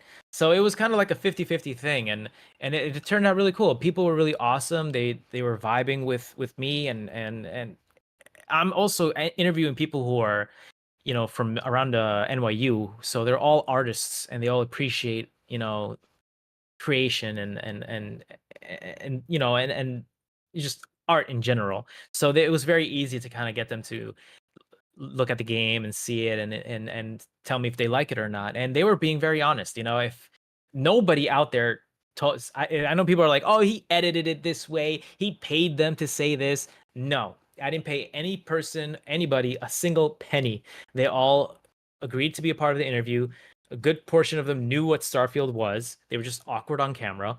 And the others, I had to tell them what it was and explain it to them. Literally, I would tell some people it's like GTA in space. You know, like, okay, now you have my interest. Let me watch it. Let me see what that is all about. And it's they would watch it. I mean, we even had a German guy who was, you know, literally watching the stream of Gamescom because that was from Germany, and he was like, "Oh, I'm seeing the Starfield thing a lot. And you're asking me about it. What is it? Like, can you tell me about it?" And he watched it. We watched it together, and he enjoyed it. And everybody really, really liked it. That was fun. I loved it. I hope I could do more of those. I want to do for all the games that I enjoy. But that was really cool, and people were just. I guess they shared my hype. What is the next game that you're thinking about doing something like that with? Well, it's gonna be hard because Starfield was really like I was That was so hyped special. for that. Yeah, it was a special thing. I mean, waiting like since 20 what? When did they yeah, 2013, I think. That's when they literally put in Starfield as a trademark in Bethesda, and that's when they started really like doing so. For me as a nerd, you know, and being in the forums, that's when I found out about it. I was like, "Oh my gosh, Elder Scrolls, Fallout. Imagine what it would be like in space, you know?" Like, so I was waiting for it technically like almost 10 years, you know? So the next game I think will definitely be Fable. because I think that's going to be a huge one for a lot of people because the company behind Has it is history. awesome. It has history. It's very unique and it has a comedic element to it. So I think a lot more people are going to be interested in it. Definitely Fable. I'm looking to see how people are gonna be excited for that one because at the end of the day, also it's I think it's very inclusive. Fable looks like it's gonna have a female lead. Hopefully, you could switch between the two. Like you could create your own character or something like the originals. Because I always like playing as a dude because I like role playing as myself in the game, you know. But I don't mind if there's a woman that's a lead character, like Tomb Raider or what is that? Control. If it's story based, I don't mind it. But if you get to create your own character, I love creating male. No doubt. All right. Well, as I was saying, that kind of merges us to the next topic, which is the content creation side of you. So Mhm. if I were to go, to your YouTube channel right now and type, or if I were to go to YouTube right now and type in Kareem Jovian, sorry, Yeah, yeah. and look at your profile, it's you with the profile picture with 2.28 million subscribers. Right.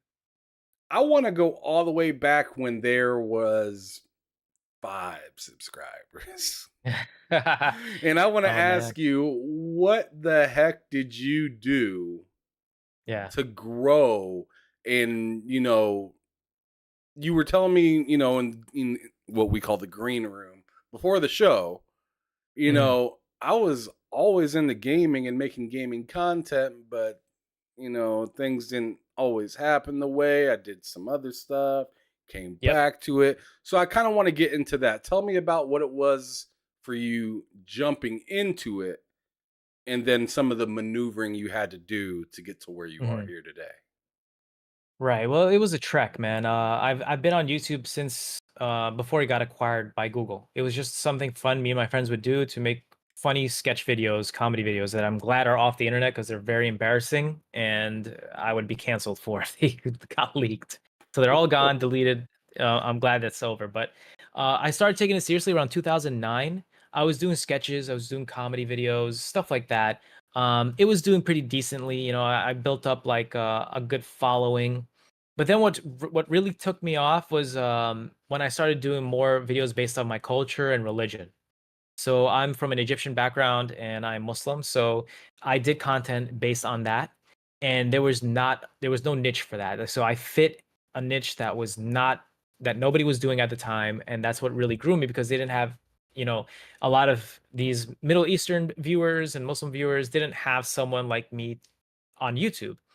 So I took advantage of that and I started growing by making sketch comedy videos about my culture and then moving on to social experiments, which really propelled my channel to even I see greater that. heights. I Yeah. see that. There's this And one that you have right here from 8 years ago that you did called yeah, Muslim Woman Slapped in Public, yeah, or Slapped in Public Experiment. And you right. got 18 million Yep. views Yeah. from that. I Yeah. mean, if you don't know yet, Misery Loves Company, right? Right. Right. And you were driving them numbers up off of it. Yes. And it was pretty crazy. Yeah. Talk a little bit about that because I mean, I bet you go back into some of these like who would you trust video that you got that hit 28 million. Yes. Yeah. That was my short. That was recent too, which is cool. Yo, like I'm sure if you go through the comment sections on some of that stuff, it's insane. And it may, Yeah. like 5-year-old daughter, close your eyes. Don't look at this Yep. kind of shit going on in the comment section. Yeah. How did you maneuver around? Because I'm assuming, and I mean, I don't think I'm reaching that far by saying it, that there was a lot of hate. Absolutely. Yeah. There was a lot of hate and also YouTube was very open at the time. So YouTube was a different platform at that time and it was so much easier to create. You were able to experiment a lot easier and see like, okay, what's my limit? What can I do? etc., etc. I always kept it safe. I didn't really curse that much. I didn't have any sexuality in my videos. I try to keep it very, very like PG. Um, and YouTube loved it. You know, they would invite me to their studios, they'll invite me to their spaces to use, and I'll have meetings with them. It was huge for me at the time because they wanted to push that kind of, you know, okay, we have this Egyptian American creating content on our platform. It was during the time when, you know, like there was a lot of people who are being hated for being Muslim and being called terrorists. So I was kind of like there to help them kind of like push this content, which kind of influenced. It was a crazy time, man. Because I remember the meeting. They were like, we're having a problem right now where a lot of young people are being influenced by ISIS, you know, and they're finding the wrong videos, and we People need to at change that. YouTube told you that. Yeah. So Yes. you're Yeah. actually sitting down. I mean, I see those plaques behind you, brother. I see the plaques with the YouTube. I mean, you put Yeah. in some serious work. You got, Yeah. you know, rewarded for it and whatnot. But I mean, it's interesting when someone's telling me that they're talking to platform, that like the actual platform, Yeah. Yeah. They were right? trying to figure out how to get young people like me, of Muslim American background, to kind of put content out there that would influence people to the good side, you know, because, and this was before the whole apocalypse happened. Because then when that apocalypse happened, they couldn't stop it anymore, and they didn't. It was too much, and then there was ads playing on ISIS videos, and then boom, you know, and then PewDiePie did something crazy, and he just kind of like toppled everything over, and I still blame him till this day for that, because he opened up a can of worms, and then that's when the apocalypse happened, and then people like me were shunned aside. We're like, we don't want to take risks with content like that anymore, even though you were helping, you know, but we don't want to take risks like that anymore. And it kind of hurt my channel till this day. It's just sporadic on my channel now. I've had videos that had over 5 million, 10 million views get taken down, which really sucks. I mean, now it's normal because they were they were at that time, like when that apocalypse happened, they were just taking everything down. They don't want to ask questions, but now it's back. Now it's normal. I could upload that video. The videos they took it down, I took down would be like, I did one about Donald Trump, where we had someone dressed as Donald Trump go to Canada and see how Canadians feel about Donald Trump, and that video was taken down. I Now it would be fine to have up because I could literally upload it and have no problems. It's just I lost over 10 million views from that video alone, which sucks, but it's whatever. That's part of the game, you know. But yeah, it's a risky thing. YouTube had a lot to deal with, and people like us got hurt. But at the same time, at least I still have my channel, and I'm still able to show off what I did. I want you now to kind of talk about like the growth, the wild growth that came, and where your kind of heart lied, I guess. So like, Mhm. as you were telling me earlier, your heart lied in gaming, Hell yeah, but always. the content creation side of it wasn't loving it as much as they were loving the cultural type of videos, Yeah. right? Yep. How did you feel about that going on? Like you knew something that you wanted to do, but you couldn't really do it. Yeah. You knew something that you could crush at, but it's just kind of like, I enjoy it, but it's not why I got into this. Yeah. How'd you That's a maneuver great way that? of putting it. Yeah, I'm gonna be honest. It's like, you know, the typical saying. You know, the content that I created is social experiments. I have anxiety. I don't like going out in public and in unpredictable situations and doing these experiments because I've had a lot of dangerous things happen, and it drives me, you know, it makes me very anxious. But it pays the bills, right? I'm not able Right. to buy all these awesome consoles. You know, knock on wood. I'm not able to put money into what my true passion is, which is gaming, if I weren't doing all these crazy videos that get me the things. But it's my dream and passion to have a a gaming channel that can succeed, because I've tried and I'm still doing it, but it's just the hate is so hard and people shit on you easily for the things you like, and sometimes that gets to me. So I admire people who are actually successful in that. I don't like the people who are successful off of it from negativity. I see a lot of gaming channels out there who just share negative news, and they're always negative, negative, negative, negative. And yeah, it gets some views, but and they're probably in the same boat as me. It pays the bills. But I do love seeing people just kind of like flourishing from their gaming content, because that's a passion and dream of mine that I haven't achieved yet. Hopefully one day I do, but if I don't, it's okay. I mean, I'm doing it now like through just it's passion basically, and I'm doing well on X, which is awesome. I get to talk about games and show content that I'm creating, and my X account has grown from it, which I think is really cool. But I tend to show my love for, I'm not afraid to hide my love for something anymore, because back then I would be very kind of swayed by what people would think. Like I was a big Shenmue fan. If you look at one of my viral videos, I was wearing a Shenmue shirt.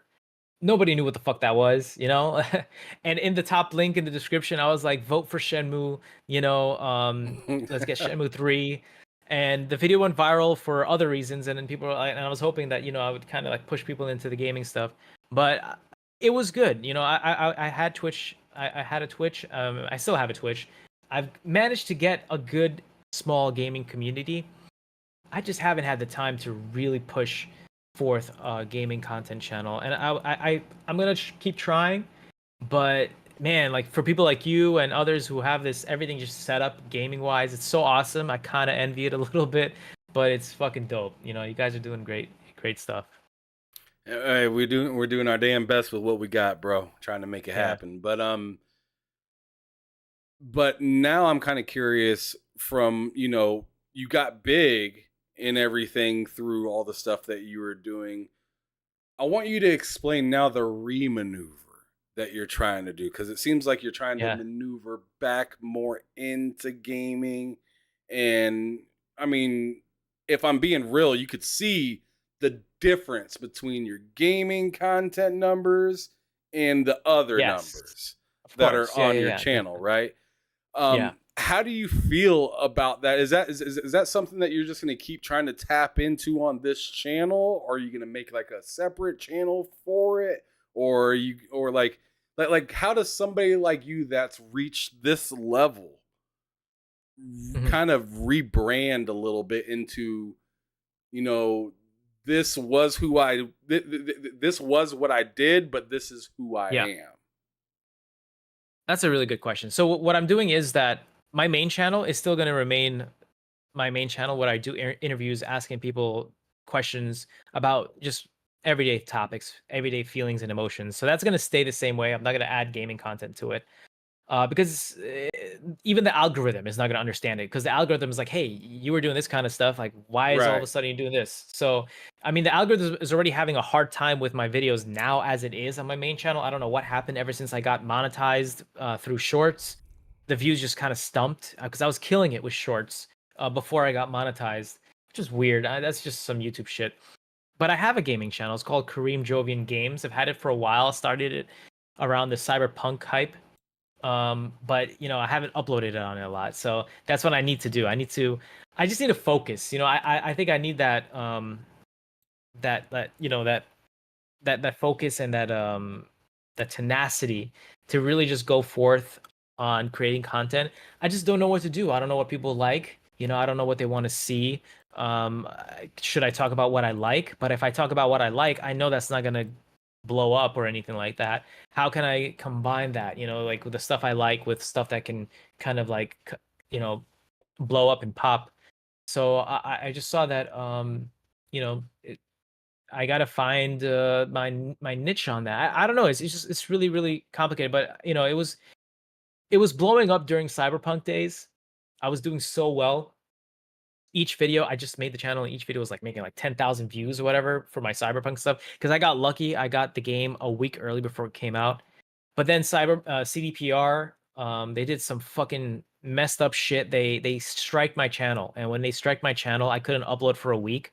And the reason why they striked my channel is because I was talking about the fucking game, which is so messed up. And then I had someone from CDPR message me on Twitter at the time, when it was Twitter, apologizing for doing that. Which honestly, I accepted apology, but you fucked up my channel, man. Because once you have a strike on your channel, it really hurts the channel. And and then my views went down again, and it kind of like hit me, and I was like, you know what, fuck this. I'm probably gonna take a break from doing this gaming thing. Gaming content creation is never working out for me, so I took a break.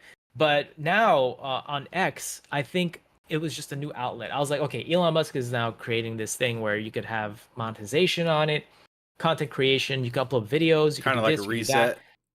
Yeah, so it was like a nice reset to just kind of go on and just show my love. I was hyped for Starfield, so I'm just stating and posting about Starfield, and then all of a sudden, I start getting all these Sony fans and all these people like shitting on me, and I was like, wait, this is some good engagement. And I like Xbox and I like Starfield, so fuck you guys. I'm gonna continue posting about my love about this Let's shit, go. and keep showing me hate, because that was what really kind of blew it. And then obviously when the hate was coming through, a lot of great people from the Xbox community, from the Starfield community, kind of showed love to me. We started following each other, we supported each other, and I think it just kind of took off from there. And I think that's the best growth I've had on X, and I think it's just a great way to start. And now people are asking me to make a gaming channel, even though I have a gaming channel. So I guess I'll kind of rebrand that gaming channel, kind of, give it a nice fresh coat of paint, and just see where it goes from there. I don't want to discount. I'm not saying all Sony fans are assholes. I'm saying only the ones that were showing me hate, those ponies. Okay, that's the name, ponies. There are some really cool PlayStation fans that I know that I'm friends with, and we talk with, and they follow me, follow each other, and DM each other. They're fucking awesome because they understand that this is all about games and the love of games. But when you have people shitting on you like ponies, I'm gonna retaliate. I'm gonna fucking defend myself. I'm not gonna stay quiet, you know? I gotta Hey, wake them man, you up and gotta let do them what you know, gotta you know, do. Yeah, you gotta let them yeah, know.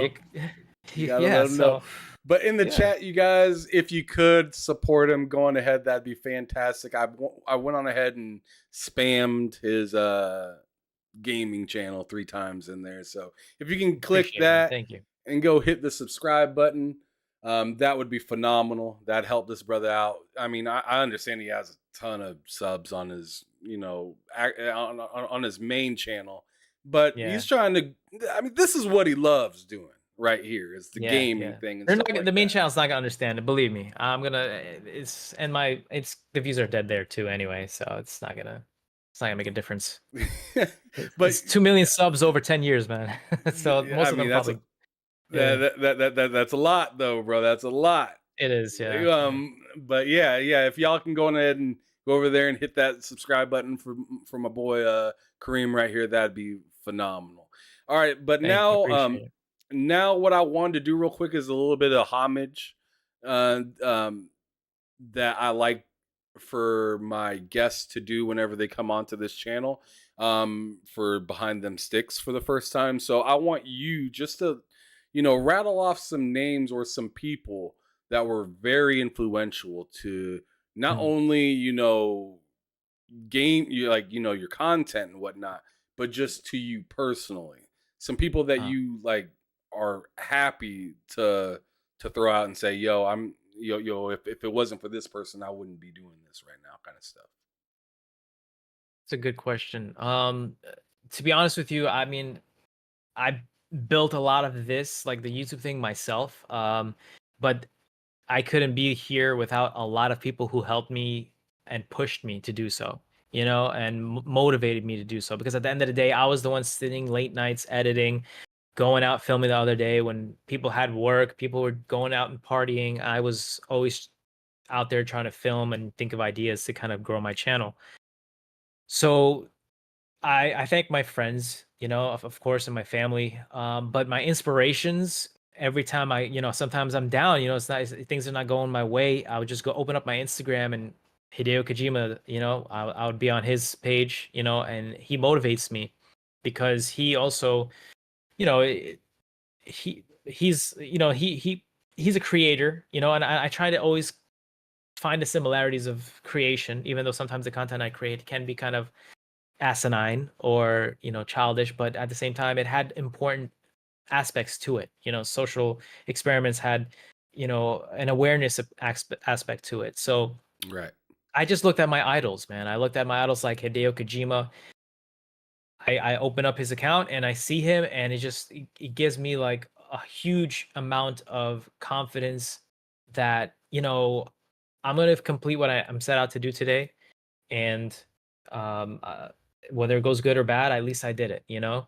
Um, Jackie Chan, as weird as that sounds, That was just so he random. yeah, I love it, yeah, but it was Jackie just so Chan. random. He said Jackie Chan. He Yep, Jackie Chan, man. He did his own stunts. I watched every movie of his. You know, a lot of these creators, and game developers, you know, like Todd Howard and of course Hideo Kojima, Yu Suzuki, the creator of Shenmue. I always like to kind of look up to these. I know it's not the typical people to look up to, but it's just I guess because I'm a nerd, I like the aspect of how these guys come up with what they come up with and how they continue to go. You know, I look at the times when they've fallen. You know, they've had releases that weren't that great, but then they also had releases that were phenomenal. So for me, I would always kind of compare myself to look at those people and kind of push myself. If I had a bad upload or if I had a bad creation or I'm not really thinking of anything or can't come up with something, or even like now, you know, my channel is kind of main channel is kind of dead. People are using that against me. Ponies keep bringing it up like, oh, your channel is dead, that's why you're coming into this console thing and everything. Of course they're gonna say that shit, you know. So and they're not wrong, you know. My channel is not doing as well as it did before, but that's okay. You know, I already did what I can. I put everything.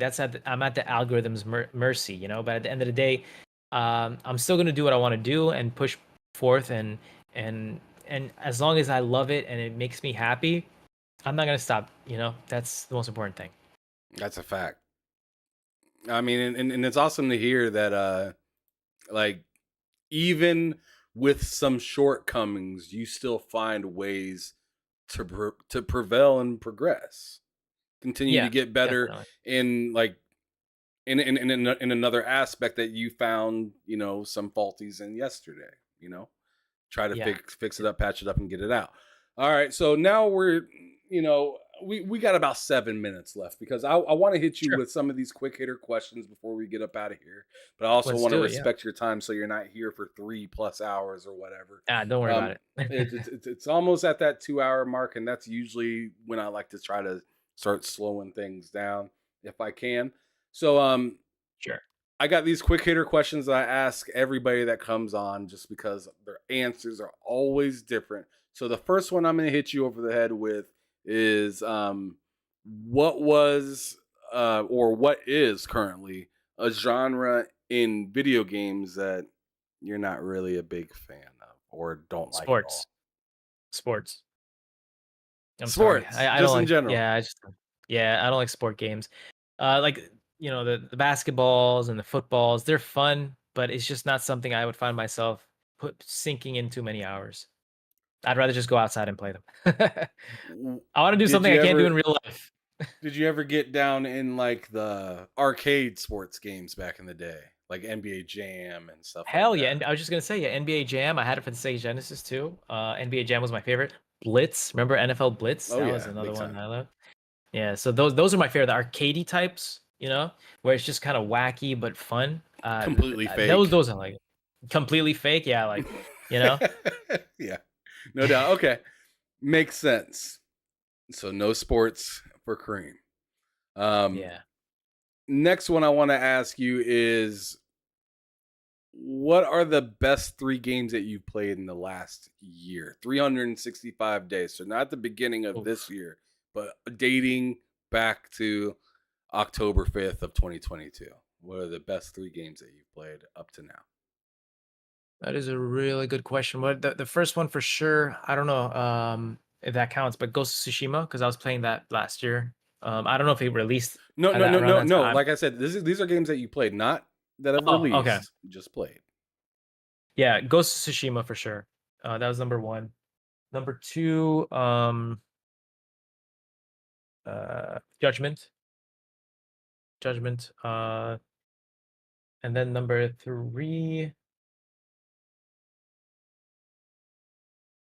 I have to really think about this one because I have a list of games there that I'm surprised you're not saying this right here. I'm surprised you're not it saying came out this. this year though. You said nothing from this year, No, no, no. I said 365 days. The but you've last counted. 365 days. Oh, then Starfield, of course, because I thought you were counting everything before 2023. No. From 2022 of October 5th to now. Oh, okay. My bad. Of course, Starfield 100% would be my first choice. No question. You said Ghost of Tsushima #1, and I was like, oh shit. No. I see. I thought I couldn't choose Starfield because I was like, oh, because he knows I'm going to choose Starfield, you know. But no, it's absolutely #1 for me, Starfield. I love it. It's exactly what I expected because I did not I tempered my expectations. I knew what Bethesda is capable of, and from there, it kind of like already kind of over exceeded my expectations in what they were doing. I didn't expect them to have vehicles in here. I thought Starfield was just going to be on one planet, right? Where it's bigger than Fallout, bigger than Skyrim, but that's it. It's a sci-fi element with no vehicles, no space travel. I mean, I didn't even think you could land on certain planets. So I was totally in for Starfield. I loved it. And for me, it's better than Mass Effect. And I know my friends get really angry when I say that. I love Mass Effect. But for me, I didn't like that in Mass Effect, the controls were already really bad, and you're kind of limited in what you can do. But in Starfield, you have so much freedom, and I feel like it's only going to get better. It's only going to get better. And honestly, I'm going to be straight up. Since you are told me that I'm able to choose up until now, I would choose Starfield 3 times because I'm playing that more than anything else. I'm not even kidding. I'm not even kidding. I know a lot of people are like, "Oh, you're just shilling for Starfield or whatever."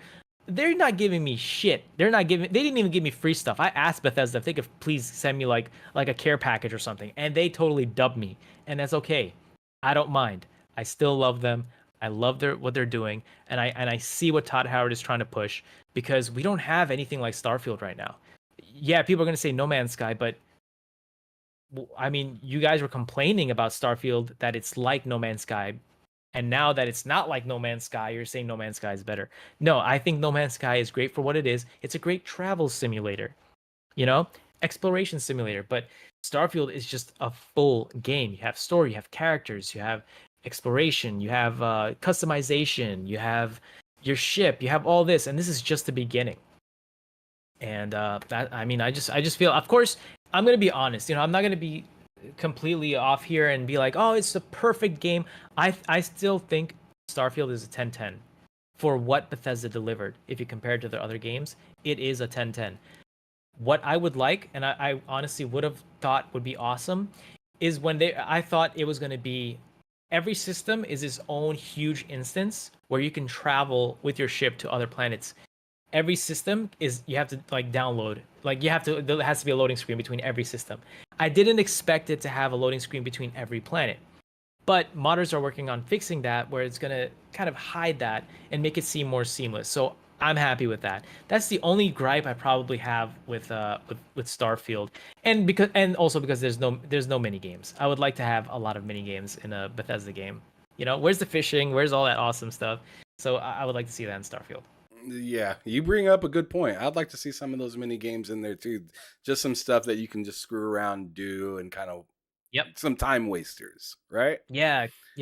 Like some gambling. I mean, in Red Mile, there's like gambling kiosks. I was like, oh yes, you could play poker and stuff. Let me gamble all my money away and try to see if I could like double my money. You can't. So I'm hoping they add that too. I mean, Fallout had mini games on your little Vault Boy. Remember? Yeah. I think you brought up a great point. There are definitely some areas in Starfield that they can make it a little bit more grand.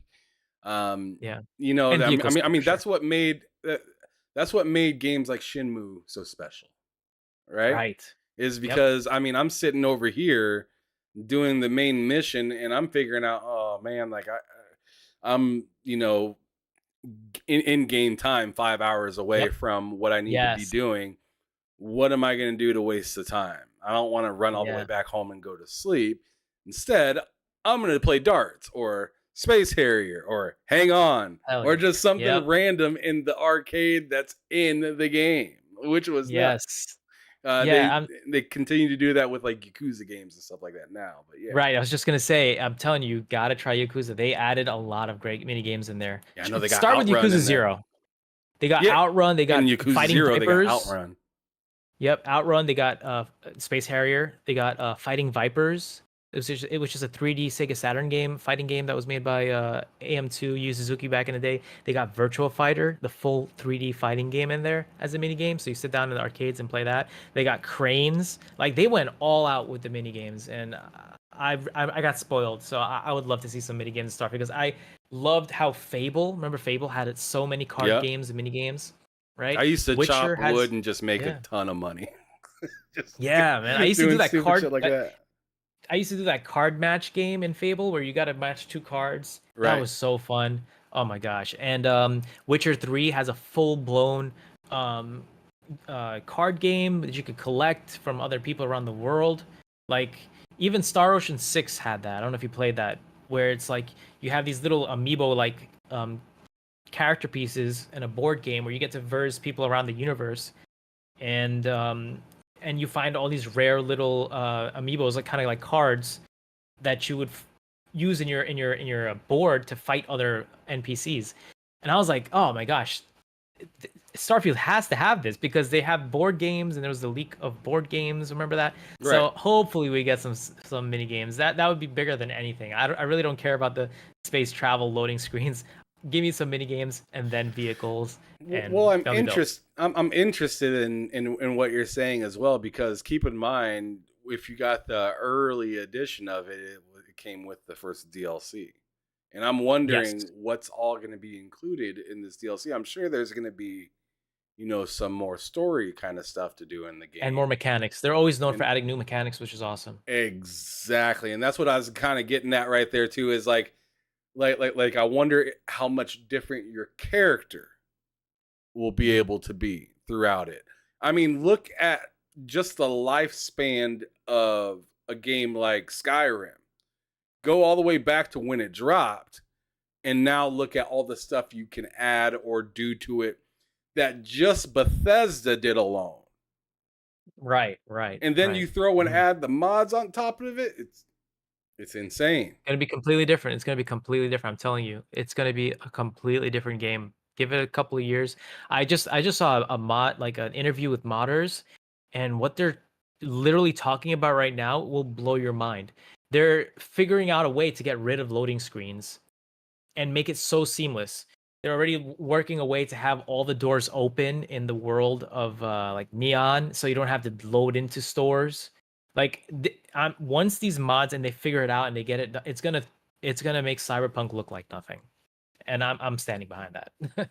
Oh my goodness, that's a hot take right there. And with that being said, let's move on to the next question, which is, this is one of my favorite questions.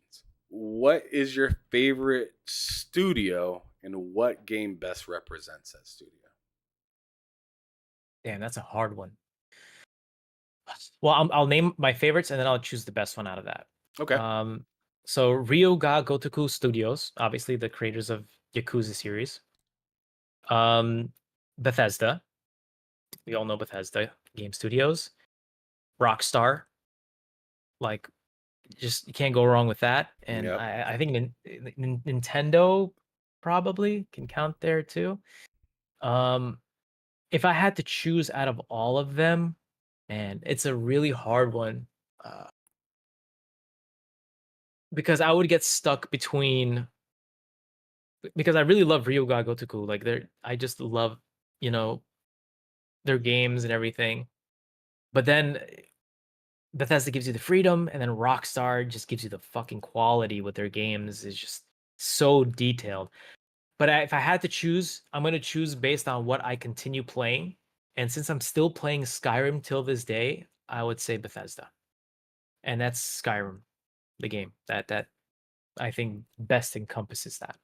No doubt. Now, here's a question I never ask anybody because I just thought of it. Who is your favorite head guy in charge in gaming for any development team?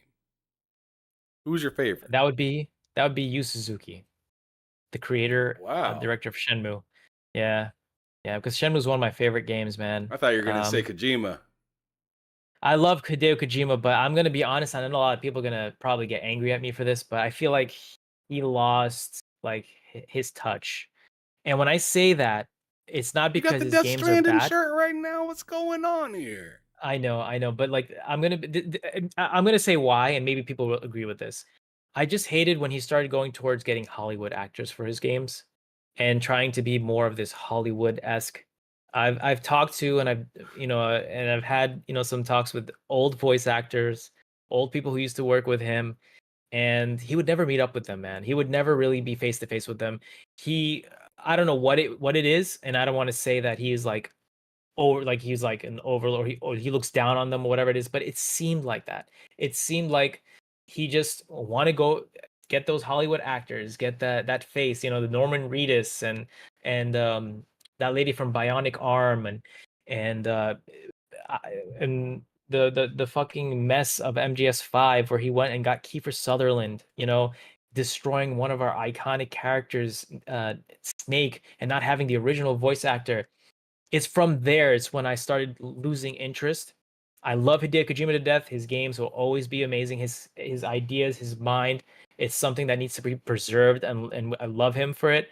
But I have to be honest, ever since he made that switch where he started forgetting like and not respecting the original, like I'm gonna say like David Hayter, like how can you get rid of David Hayter in any MGS game? I'm sorry, Kojima, but David Hayter is Metal Gear Solid, and there's no reason why he should have been out of that game at all. I was anticipating MGS5. I was looking forward to it because I loved Peace Walker on the PSP. I couldn't. Was it Peace Walker? MGS. I think that's what it's called, Peace Walker or something like that. It was on the PSP, Metal Gear Solid. Um, and he just went ahead and just removed David Hayter from the game, man. How can you do that? You know, you just can't. You just can't. And people to this day they say, "Oh, it's because Kiefer Sutherland, he was a body double. It's not really It's not really David Hayter." I was like, "That's bullshit." Because the Japanese version, they respected the voice actor and kept him. They kept the same voice actor who did all the snakes Yeah, from prior games. Tim Purr in the chat said he's a huge movie buff, so that's probably why. And I understand that, and I understand that's what makes his games great because he takes a lot from all his movies, and honestly think he deserves it. He's put so much into his games and so much of his heart. He would go to the hospital because of how much work he puts into MGS. It would He's kind of like an empath like me. It would kind of make him feel bad if he's like potentially maybe I'm hurting someone with this game because he didn't want to release MGS2 after the Twin Tower attacks because he felt it was going to be very offensive and it was going to hurt people. But I understand Hideo Kojima could be very sensitive. But being a movie buff, he took away a lot from us. Like I feel like he could create some amazing original characters. I don't want to see Norman Reedus. I don't want to see. I want to see an original character because when I see Snake, I'm easily relatable. You want to be a fan of a easily... new face. You don't want to see. Yes. You don't want to be pandered into liking a game.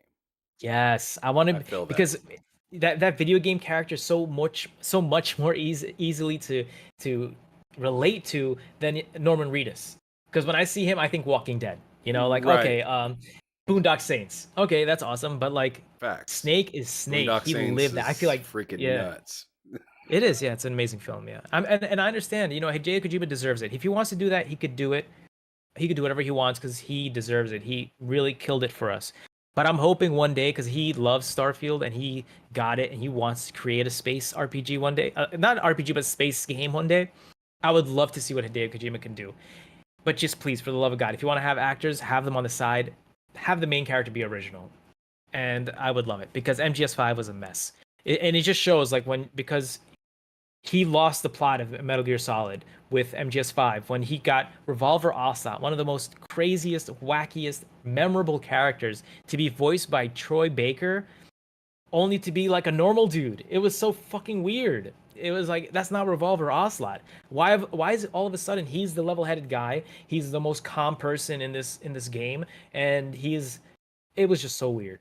It was weird, man. I'm sorry, man. It's just because I'm so passionate about Metal Gear Solid. No, I So love it's it. like- I love the passion. That's what's up. That's what that's what makes you so interesting and having you on the show and whatnot is because of the passion that's Thank you. behind it. If I didn't see the passion and stuff that you did for I'll keep it a buck because I've only recently seen your stuff and whatnot, and if it wasn't for the passion that you had for Starfield, and even after it came out, you were still on it. Like I was just Hell like, yeah. yo, Yeah, of course. I was like, I gotta holler at this dude and see what he's really about. And here, I mean, I mean, I'm just like anybody else. I see your posts and then I see the comments under it, Yeah. right? Yeah. And there's some people I know that are pretty dope in there, but there's also some people I know that are some haters. And there are some people that I've seen under my comments before hating and stuff like that. Yep. And I was like, man, this looks mad familiar. Let's see how much into gaming Kareem really is. And I mean, I knew it was a wrap as soon as you said, not the PlayStation 2 yet. Let's not get there yet. Let's talk about the Saturn and Dreamcast. I was like, that's that guy right there. That's that guy. He knows his goddamn games, and I ain't listening to none of this garbage that people are saying under his comments no more because I talked to the man himself. And I appreciate it, man. Thank you. Absolutely, and I'll be out there letting everybody know. Yeah, you should have this man on your show. He spits some facts. He is spitting some facts. So I know this was, and I'm surprised to hear this after seeing your YouTube channel with the 2.28 million, and and you got another channel that has over 2,000 subscribers, and another one that has like 256,000 subscribers with the vlog thing. It's like, it's weird to hear that I'm like the first person to actually interview you, or at least in the gaming sense. Yes, in the gaming space. Yeah, I've been interviewed for all my other shit like countless times, but for the gaming space, you're the first one, and it's an honor. Thank you. I appreciate it, man. Man, no, I'm telling you right back. It's an honor to have you here, to have your knowledge, to be able to show you off to other people and be like, yo, this dude is a fucking real dude. He's a real dude and a real goddamn gamer. He's not just sitting on Twitter like watching current numbers on Steam for Starfield. Like he ain't out here doing that. He's actually in here playing the games. He knows about these games. He's bringing up massive lists of games that I've yet to see other people do that's been on this show. I mean, shout out to the past shout out to the past guests I've had. I've had some phenomenal guests out here, but I very rarely have somebody stop me and say, hey, you're going too fast. You didn't bring up these other things right here that I was messing around with too. They need the love, man. Yeah. So yeah, you have a very deep history in gaming, man, and you should be very proud of it. And I'm happy to have you here. That means a lot to me, man.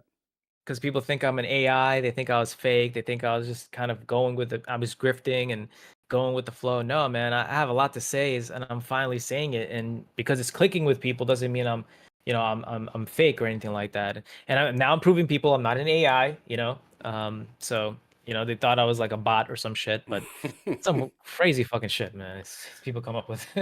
Absolutely. I told you I always try to wind it down at the 2 hour mark, and now we're like 20 minutes past when I said that the first time. Goddamn, that's just how it goes doing this stuff. But a few more questions, quick hitters, and we're out of here. So I don't mind. Let's go. So the next one, and I appreciate you being so flexible with your time. Definitely got to shut that out. Yeah, no doubt. But no doubt. What games are you now excited for any platform in the future that has yet to come out? So it can even be this year, all the way up into undisclosed release date game. Okay, well, so far it's been an amazing year for games right now. A lot of my favorites came out, so I'm looking forward to Assassin's Creed Mirage. I know it's getting some negative feedback, but hey, it's an Arabic character from Baghdad, so that's kind of like kind of my people, because I'm Arabic. Egyptians, people speak Arabic, so I can't wait for that. That's going to be awesome to see that full dialogue in Arabic. Spider-Man 2, of course. Ponies might not believe that I'm looking forward to it, but I am a big Spider-Man. You ready to knock the dust off of that PS5, ain't you? Hell yeah! Like Collected a lot of dust. And look, I also got this too, so I could kind of celebrate the whole Spider-Man. I got the case, so I could hook that baby up once I get Spider-Man 2 to kind of get the full experience. So that is something I'm really looking forward to. And then beyond that, you got to jog my memory because like I know there's some game. Oh yeah, Metal Gear Solid, the re-release. You know, I'm waiting for that, even though it's just a re-release, but it's Yeah, better they than didn't really nothing. do a whole lot to it, but hey, they're Yeah. making it accessible for the new platform, so Right. that's I mean, something. this is huge. This is huge if you think about it, because Metal Gear Solid 1, you weren't able to play that anywhere. And now you're going to be able to play it on Switch and the Xbox and of course PlayStation. That's huge. It And with is. trophy support, I mean trophy and achievement support. I mean, come on, that's cool. Um Yeah, because and before of you could only course, play the collectors starting with 2. right. And the one was never anywhere. It was only on PC or GOG or whatever. Um, but yeah, so another one I'm definitely looking forward to. These are probably way far off, but Metal Gear Solid 3 Delta, the remake. Mm, I'm looking forward to that. I can't wait for that. heavy breathing. Max Payne remake. Oh That's man, another my I just went through the yeah. trilogy not that long ago. Yeah, Man, I so can't beautiful. wait for that to be remade, to do them slow motion jumps and stuff like that Hell yeah. again. That was Yeah, we need phenomenal. those action games back, man. I miss those gun action games. And there's like Grand Theft Auto 6, you know. I'm looking forward to that too, but I'm super hyped for it. And I think that could be also a game I could interview people about, but I'm very skeptical. Very skeptical. So I'm Why? taming myself a little bit with that. Because all the original writers, the Hauser brothers, like Dan Yeah, they're Hauser and his out. brother and the producer, like the fucking the A team behind Grand Theft Auto are all gone. Dan Hauser was the only one. He was the last one left on Red Dead Redemption 2. Yeah, he left. And after that, he dipped. And Red Dead 2 was fucking awesome. But now that he dipped, I don't know what we're going with this one. I really hope it's good, and I hope we're not, you know, I know like people are going to be like, oh, it's going to be super woke and this and that. I don't know. We'll see. I really hope it's good. I really fucking hope it's good because if they fuck up GTA 6, it's over for Rockstar. Because they fucked it up with the Yeah. remakes or the remasters, whatever they were called. This is their final straw, I believe. And I heard now Red Dead Redemption 3 is now in the pipeline. So Mm-hmm. Gimme, we'll see gimme, about that. gimme. Like Yep. I can't wait for that right there. Both of those games. Grand Theft Auto, I've Yep. been a big fan. I still say to this day that Grand Theft Auto 3, in my opinion, you Ooh. can argue past games, Zelda's, Mario's, whatever. But to me, Grand Theft Auto 3 changed gaming. Like it flipped it completely on its head. It had fools in court. I mean, like Yeah, man. it was the Eminem to rap. That's what GTA 3 was in Nice. video games. Facts. Like that's all I got to say about that. So, but moving on to the next one, we got. Let me see. 3 more simple questions left. So the next one I Cool. want to ask you is, which is actually my favorite question that I like to ask everybody. If there, all right, I want you to revive 2 dead IPs and bring them back to today and give them a a triple A budget. What are those dead IPs? Okay. Psyops, the Mind Gates conspiracy. You ever played that one? The PS2? Yes. Briefly. I own the game Yeah. actually. I just haven't really Yeah. got into it too much. That's exactly why this game needs to come back out. It was phenomenal. What a phenomenal game that was.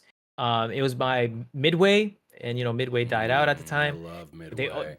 yeah, they owned Mortal Kombat at the time, so there was like a nice little secret where you get to play a Scorpion in the game. So just quickly for somebody people who don't know what it is, you are a military like guy who like had some tests on him, and you're able to use your psychic powers on Yeah. people. So you're able to mind control. You're able to make their heads blow up. You're able to like it's kind of like the Force. You get to pick up enemies in the air and then shoot them with your gun, or take them and throw them into fans. So you use your environment to for destruction. The graphics, the gameplay, the movement, it was so fluid. It was incredible. I played it from beginning to end. As soon as I played this game, I couldn't stop playing it.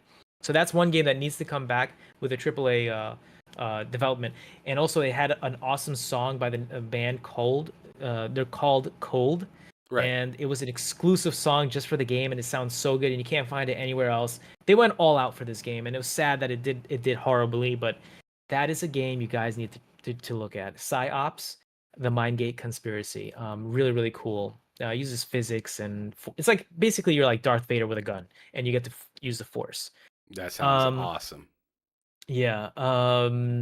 And then Shenmue, of course. Please give that game a chance again. I know we had the highest and Kickstarter ever for a game. Shenmue 3 came out, but it's only on Sony PlayStation 4, not even on the 5. And it needs a full-on remake. Just remake the whole thing. We see how successful the Yakuza games are. Give Shenmue a chance. It is, I think, in my opinion, better than Yakuza. Yakuza is nice, arcadey fun with great graphics and storytelling, but Shenmue just has that atmosphere and that Yeah, detail. that atmosphere, bro. Yeah, you just can't get that anywhere else. Kids playing outside, random Yeah. people just talking in the neighborhood. Like, Yeah, it was a very grounded game where Yakuza feels, in my opinion, I mean, I haven't played too much of it, but it feels a lot more flashy. Yes, yeah. It's Then- flashy, and NPCs are just kind of there and they disappear. You know, this is why I really like Bethesda games, because Shenmue kind of influenced my future of how I look at games. In Shenmue, the NPCs, every single NPC had a different modeled face. They were all different. Not one NPC looked exactly the same. They all had names. They all had schedules. They all had backgrounds. They put so much detail to the NPC who's behind the freaking fence putting up boxes at work. You can never talk to him. You'll never see him. But if you follow him, he'll go home. He'll go back out the next day and do that little schedule thing. But he's a real NPC with a background and a name and a face that's different than everyone else. And I thought that blew my mind at the time. Like, that's how much Yu Suzuki was going in with the detail. And then you had the weather system, and you had the time and waiting and doing things at a specific time, the night and day cycle, the fact that there was diverging storylines. If you walk a certain time at a certain place at a certain time, something might happen in your first playthrough that doesn't happen in the second, or in the second something else might happen that didn't happen in the first. It was just way ahead of its time, and I just think that games still haven't really touched that. I feel Bethesda kind of sometimes will be able to, but Skyrim not was at really that big level. on that. Skyrim was Yeah, really yeah. big on schedules and stuff like that. Yep, For and sure. Oblivion too. I don't know if Starfield has it. I'm pretty sure it does for some of the characters, but it's because they have so many NPCs. I feel most of them are just kind of like, that's kind of disappointing. But it's still there. It's just it's kind of like hidden between the set dressing NPCs, which I don't really like. I like when every NPC has something to do. No doubt. They definitely are there, and they always got stuff to say. But sometimes it's like, man, you've been like you've been in that same position for a long time. Yeah, I'm kind of worried that they don't have backing schedules. around. Yeah. I don't think there's a whole lot of scheduling there at all. Yeah. But all right, now we're at the last two questions. I call them the burning questions that I got. The first one, which is kind of a negative one, is what frustrates you about gaming as a whole? So this is any aspect of gaming. Yeah, that's a great question. To be honest with you, now it's how long games take. They take way too long. I think that's a big one for me. Because I mean, how many years are we gonna wait for like Fallout 5 and then Elder Scrolls 6, like GTA 6? How long? 3 generations, bro. 3 generations with the same Grand Theft Auto 5 game on all systems, and we still haven't got a new Grand Theft Auto. And I guess it's because these games take time, and I hope that with AI, I mean that's the only thing that we could probably have that will speed it up, will help speed up game development, so we could have these games within 2 to 3 years, 4 years at most. But I think it's just it's not a good thing to have games take 8 to 10 years to make, man. And it's not a good idea. Simple answer, fairly quick. Yeah. And then the last one, what would be your dream come true in gaming? And I like to tell people to be kind of selfish with this one. You know, well, I guess I would love for my gaming channel to take off. You know, I would love to go full time with my gaming stuff. That would be cool to kind of make money from what you love and put it back into what you love. There's nothing like that I would enjoy more than just doing that, because I get tired of going outside, and because sometimes it's hard, like having to meet new people and talk to strangers. For someone like me who has anxiety, it's always grueling, and by the end of the night I get to reward myself with a good video game. So I guess it's not that bad, but I would love to do something with gaming. It's really hard, especially with how fast these guys release content and how negative you have to be sometimes, especially with journalism and how that is crazy. Like, people, how the fuck are you gonna rate Starfield, a game that's supposed to take you a long ass time to play, and you haven't seen everything yet, and rate it in 1 week, in one fucking playthrough in 1 week? Like, I don't know. I don't get it, man. It's just, I feel like this whole, it's obviously because they want to release it first to get the views and see all that. But I'm gonna review Starfield one day, and I think that might be my big video that comes out. But I'm gonna be doing it late. I'm gonna play everything possibly can do in the game, and I take my sweet ass time. I'm such a nerd when it comes to, I like looking at every nook and cranny. That's why I say I love when Todd Howard makes his games, because he makes it for people like me. Like, I'm obsessive with the details too, like how I'm obsessed with Shenmue's details of characters and the NPCs not being the same and having schedules. I'm also obsessed with all the little details and the things you could pick up and how this looks, and what if what if I look in this corner here, and it's always rewarding because I always find something in those in Starfield or Skyrim, whatever. You find like a little collectible or a little item that it's like, oh wow, like Bethesda's actually thinking about it. I looked in that corner around that fucking area, and there was something there. So these guys know that people like me are out there looking at every nook and cranny. That's why it takes me forever to play these games, because not only I don't want to just run through the story, I want to live in the game. I want to have like a fully immersed experience. No doubt, no doubt. Well, brother Karim, it's been a phenomenal evening here, chatting it up with you on the TSWS Gaming YouTube channel here. For this episode of Behind Them Sticks. Please, one last time, do me a quick favor and let everybody know where they can find you. Let them know all the stuff that you got and whatnot. First off, I just want to say thank you for having me. This was such a fun experience. Really chill, really comfortable. Thank you for making me feel welcome, and I felt very comfortable with you. You did a great job, and I love like how professional you were. So thank you so much with all of that. So I just wanted to put that out there. Second, for you guys who if you want to find me and support me, I think the best place to start is on my X account. It's easy to follow me there. Twitter, for people who refuse to call it X. Just follow me at K Jovian. That's my account. You can just search up Karim Jovian on any platform and you'll find me there. I'm very active right now on my X account and TikTok, but there's no gaming stuff on TikTok, so you're just going to see me do my normal shtick over there. And YouTube, same thing. If you want to follow me on my YouTube gaming channel, it's Karim Jovian Games. And I hope to see you there, guys. And thank you so much for having me. Yeah, absolutely. And thank you to everybody that showed up this evening to watch it live. I appreciate all of you that are here. And shout out to those of you that are coming in either late or after I'm done being live, so you can check this out. This was a fantastic interview, and I mean, take the dirt off this goddamn man's name right here. He knows some goddamn games. He knows gaming. He's been around for quite some time. This man modded an original PlayStation, and he can talk to you all day about it. He knows about his Saturn, his Dreamcast, his favorite. Hell yeah. One of his favorites or his favorite game pretty much is Shenmue. Like, man, yes, y'all get off this man's back. This dude's doing the Lord's work out here. Shout out to you. I appreciate you, Karim. Thank you so much for being here with me this evening, and thank you again to you guys out there in the chat, also sitting down in front of your TV or however you choose to watch us. I appreciate you guys for supporting or continuing to support this channel, TSWS Gaming. But with that being said, it's your boy Ham Solo, 05 Gaming, here on the TSWS Gaming YouTube channel, signing out, letting you know to keep it gaming or keep it moving. Peace out, y'all.